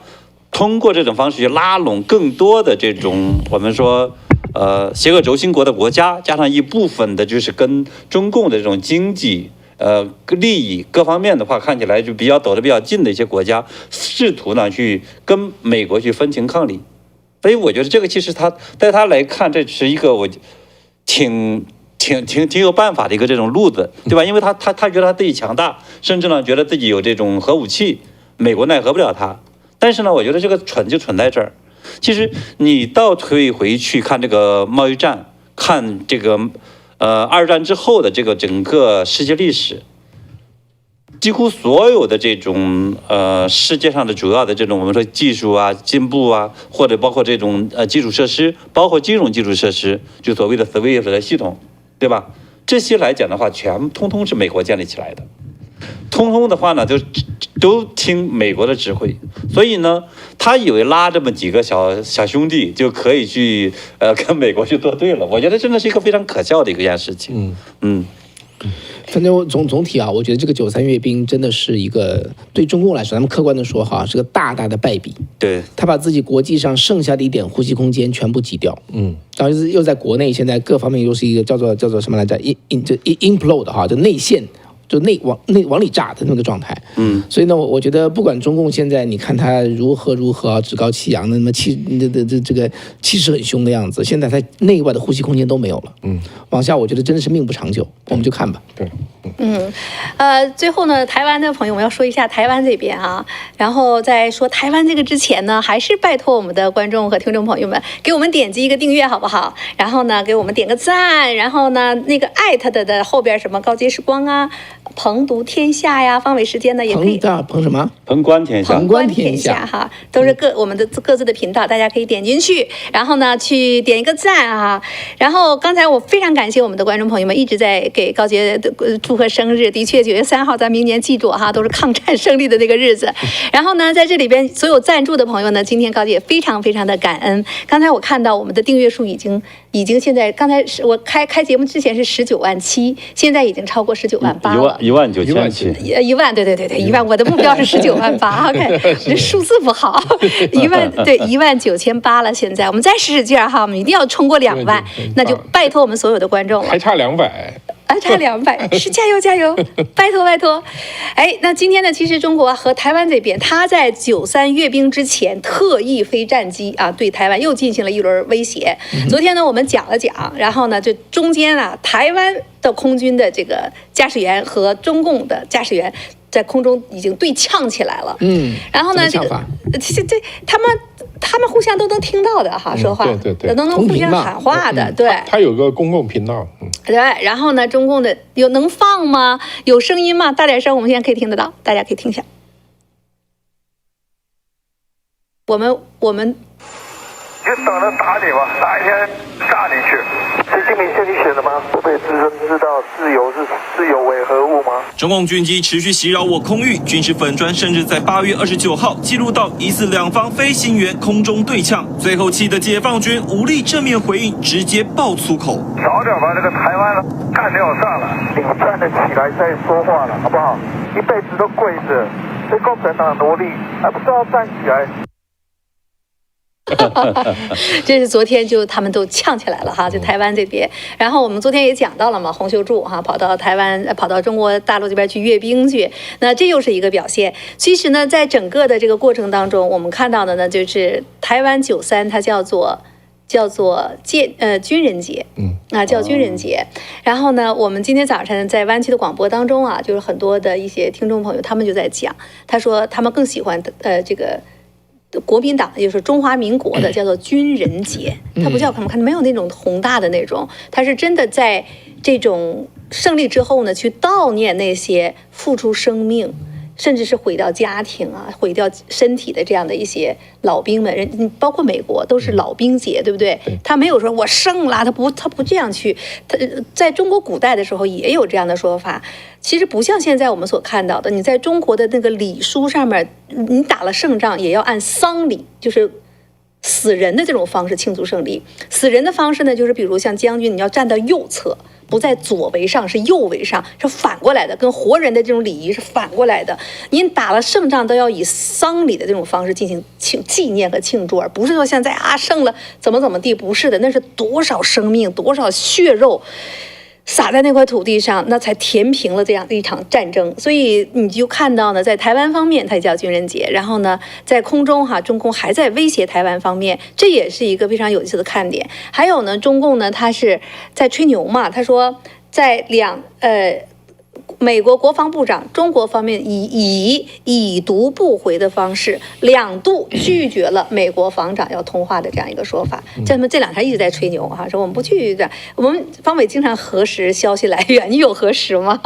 我都没核实了，因为这种我现在这中共现在说什么事儿啊，这张口就来，对不对？当然我觉得现在这个核实我也找不到海格塞斯，我只是说以我对海格塞斯的了解，以美国目前的政治状况，他是绝对不可能做这件事情的。对吧？所以我说的是要跟这叫中共报的东西，他的这个新闻报的东西完全不一致嘛，对不对？大家觉得谁说的靠谱？我觉得可以表达一下我们这个意见，好不好？有这个可能性吗？我不知道，如果2次给他打电话，比如说这个在南海的这几次事件跟菲律宾之间，还有美国的海军靠近这个南沙的一些岛屿什么的，一旦发生冲突的时候，美国军方是有可能打电话过去的，因为那个就叫做安全护栏嘛。以前这个不管是跟苏联也好，是跟这个别的国家也好，就是说大家对抗归对抗，但是中间要有一个专线。拜登时期是这么干的，但是到了这个川普第2任回来之后的话，他把这个对话通道都又给去掉了，是吧？所以他绝对不可能有这个所谓的这个海格塞斯这国防部长要给中国的谁打电话的问题。而且他这个说法的话，你其实经不起推敲。为什么呢？在美国来讲的，或者国防部长他是有实权的。所以呢，就是在华盛顿那个时期，一直有200多年的这个历史是。美国这个国防部叫战争部，对，就它主要是多战的，对吧？所以这种情况下的话，你说这个美国国防部，你说跟中国的什么这个级别或者什么官员对话呢？对吧？你是跟中国的国防部部长对话，中国国防部部长什么权利都没有。对吧？你还是说跟这个张又侠对话，还是说跟这个习近平对话？这是传出来说要跟他见面。这么说的啊，原话这么说的哈。央视新闻报道称，美国防长正在积极寻求在阅兵仪式结束后与中国防长通话。你觉得有多少可信度？绝对不可能。对。拜登政府我觉得有可能，但是黑克塞斯他们这一茬政府不太可能。对呀，人家他们太强硬了。自己是军人出身。其实，在昨天有一个国防部的披萨指标，你们还记得不？美国国防部披萨指标也是飙升啊，这个中国大陆也在炒这件事情。对，就是五角大楼。你说下怎么回事？为什么跟披萨有什么关系？对，这个是一直嘛，不光是美国，就是包括川普轰炸伊朗的时候，那五角大楼有军事行动啊，所以这外界的记者就看离五角大楼最近的那几个披萨店，就定的这个披萨数就特别的高，这成了他们在关注是否美国有重大军事行动方面的一个重要的指标。那昨天呢，这个阅兵的时候。这五角大楼的这个披萨指数呢是呼噜呼噜呼噜的往上涨，那就说明五角大楼也都在看啊，就看这个中共的阅兵。每个单位都必须看完以后写下报告，你发现什么东西，你有什么看法，对，然后总结出来，一起来。他没有请别请我们去看。对，所以昨天和今天，咱们是全世界一同关注。那中共呢，很重视这件事情，也向全世界的同步直播啊，全部都在直播这件事情。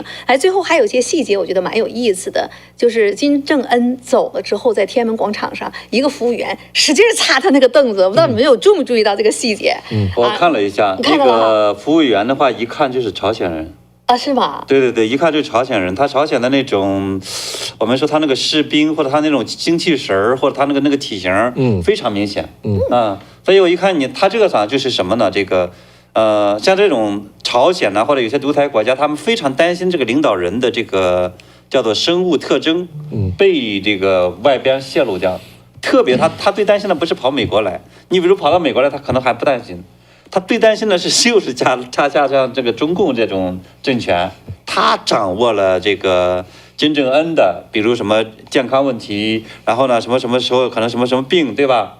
他可能在中间去捣鬼，所以他其实对防的其实是这个中共这边，就是他怕你什么掉一根头发啊，没错，或者是这个皮肤掉了点渣啊，对，什么就是说有一些东西，他可以给你收集起来，然后研究你的 DNA， 然后发一个 DNA 的导弹专打你，是这个意思？我们不知道，这起码他大概可以知道你有什么病吧，或者怎么样。其实这些独裁者的很多这些国家都特别小心的，包括中国也是。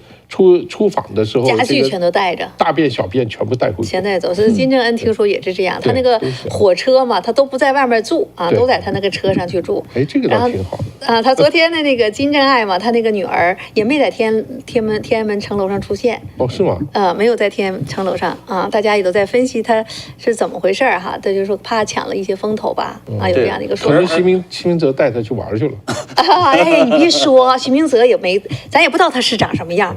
反正总而言之，在天安门城楼上都是些老家伙啊，没有看到年轻的女孩子，那有的都是翻译之类的、服务员之类的了，对吧？杨澜澜肯定也没出现在那儿。我说一下刚才涉及到这个，就是说中共展示这么多军备，那美国人怎么看哈？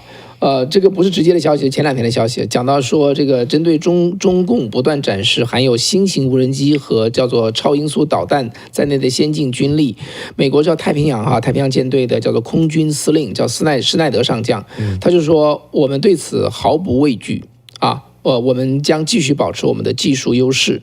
那另外呢，他的前任呢，就是前太平洋的空军司令叫做威尔斯巴赫，他说中国的歼20隐形战机不会让我们睡不着觉啊。他们做了一些很好的抄袭，那架飞机几乎所有的技术都是从我们美国偷去的。你抄作业，你不可能抄到这个叫什么来着？比被抄的还要强，对不对？顶多是抄个平手。而且的话，你这个多少年没打过仗的话，你就算有个好武器，其实你使用不熟练或者用不好，你同样的这个武器也用不好，对吧？另外呢，我觉得这一次这个阅兵的话呢，对于中共来讲，他很可能会觉得说跟这个俄羅斯啊，跟朝鲜呐关系这么好，对吧？跟这个美国或者跟世界可以叫板的，我觉得这个习近平恐怕又是想多了。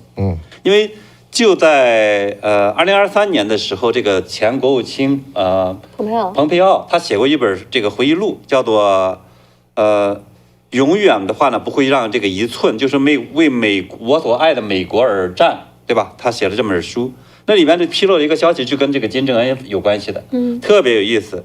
当时这个蓬佩奥就跟这个金正恩开玩笑说我要派人杀了你，对吧？金正恩是哈哈大笑。他们并没有说什么生气啊，或者有什么想法。后来呢，这个蓬佩奥呢就又提到说中共多次向美国去表示说，只要这个美军撤出韩国金正恩就会非常高兴。结果呢，这个金正恩听了之后的话，这个不光笑，还在那拍桌子。他说呀，中国人都是骗子然后呢，他说这个朝鲜他其实是需要呢这个驻韩美军来保护自己免受中共的威胁，那只有中共的话才希望说这个美军撤出，目的呢就是为了像对待西藏或者新疆那样来去对待朝鲜半岛。对他原话吗？这是这个蓬佩奥的书里边写的原话的东西。所以的话呢，他说蓬佩奥就说，他这显示说这个金正恩对中共的这种警惕远远的这个是超过对美国的担忧。所以呢，他就说要扩大美国在朝鲜半岛的这种导弹地面能力不让朝鲜人感到困扰等等的。所以这个就意味着说是接下来呢，说你到底金正恩会如何的对待中共？我觉得这是一个大家要去思考的问题。第二个来讲，川普的话会如何去对待金正恩？对吧？所以我觉得这里是非常有意思的，大家可以接下来去观察的。现在一个菲律宾，一个韩国，一个日本，美军都在这插着呢。所以对中共来讲，没有美军这3只脚的话，那对中共来讲，东南亚那就是过去他的地盘对。现在呢，把澳大利亚也是拽进来，所以印度也被拽进来，所以他确实是，我觉得蓬佩奥这个分析，把中共的这个心理状态，包括金正恩。然后能把这件事情说得这么清楚，也是非常有意思的。我们最后呢，就是中共他怎么去折腾，他最可能动手的，那就是台湾这部分。那么93阅兵之后，真的有各种说法，有的呢说2027年中共耀武扬威的，很有可能会动手。那么也有的呢，就刚才秦朋友在讲，想多了我们最后就问问咱们的观众朋友们，你们觉得看了93阅兵之后，2023年中共真的敢对台湾动手吗？真的敢跟台湾动手吗？2027年，对吧？这是一直在分析的。今天是2025嘛？2025他已经用这种阅兵的方式向全世界昭彰了他的决心，而且在习近平讲话过程当中再一次提到了祖国统一，对吧？那什么叫统一呀？那不就是针对台湾的这件事情吗？人家阅兵就是为了祖国统一，所以他能把这个历史和抗战都弄起来，要同仇敌忾，就把这个台湾当成了当年的这个日本一样，我就要统一你，这台独简直就比日本还要可怕。其实我刚才在想，他这个要活100岁，咱们这个150岁，150岁，150岁咱们的观众一共是498票将近500票。你希望他们活到150岁吗？90%的人不希望，居然还有9%希望。你是他们家属吗？那90%，你真的你也能拿到那种人矿的器官吗？9%的，你还想让习近平活到150岁？真的成老贼了，老而不死谓之是为贼，是吧？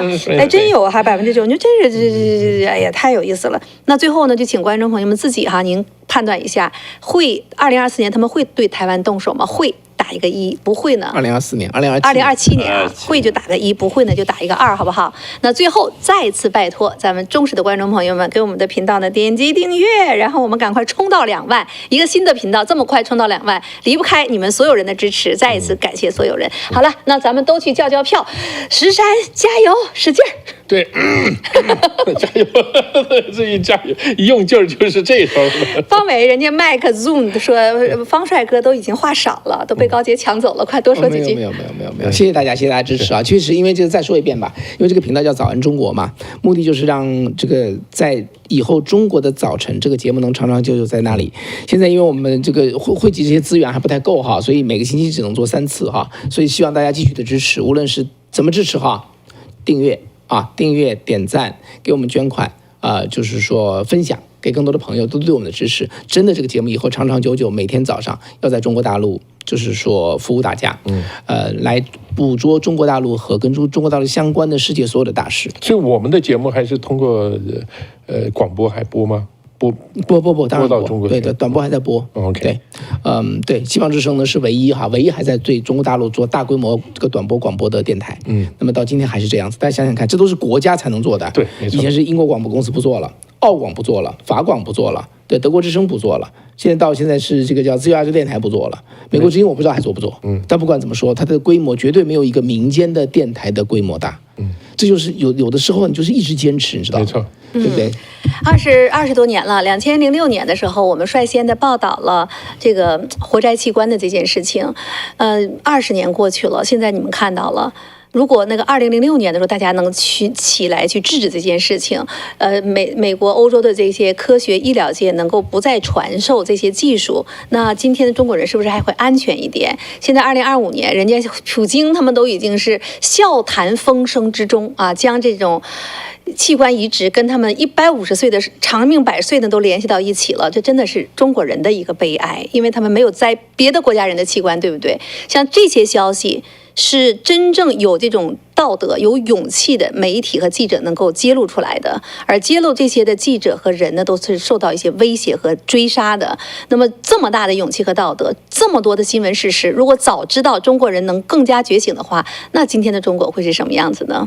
好啦，那我们就一起呢去翻墙，一起呢传播真相，我们一起呢关注每天的热点时事。咱们今天的节目就到这儿喽。好，OK，下期再见。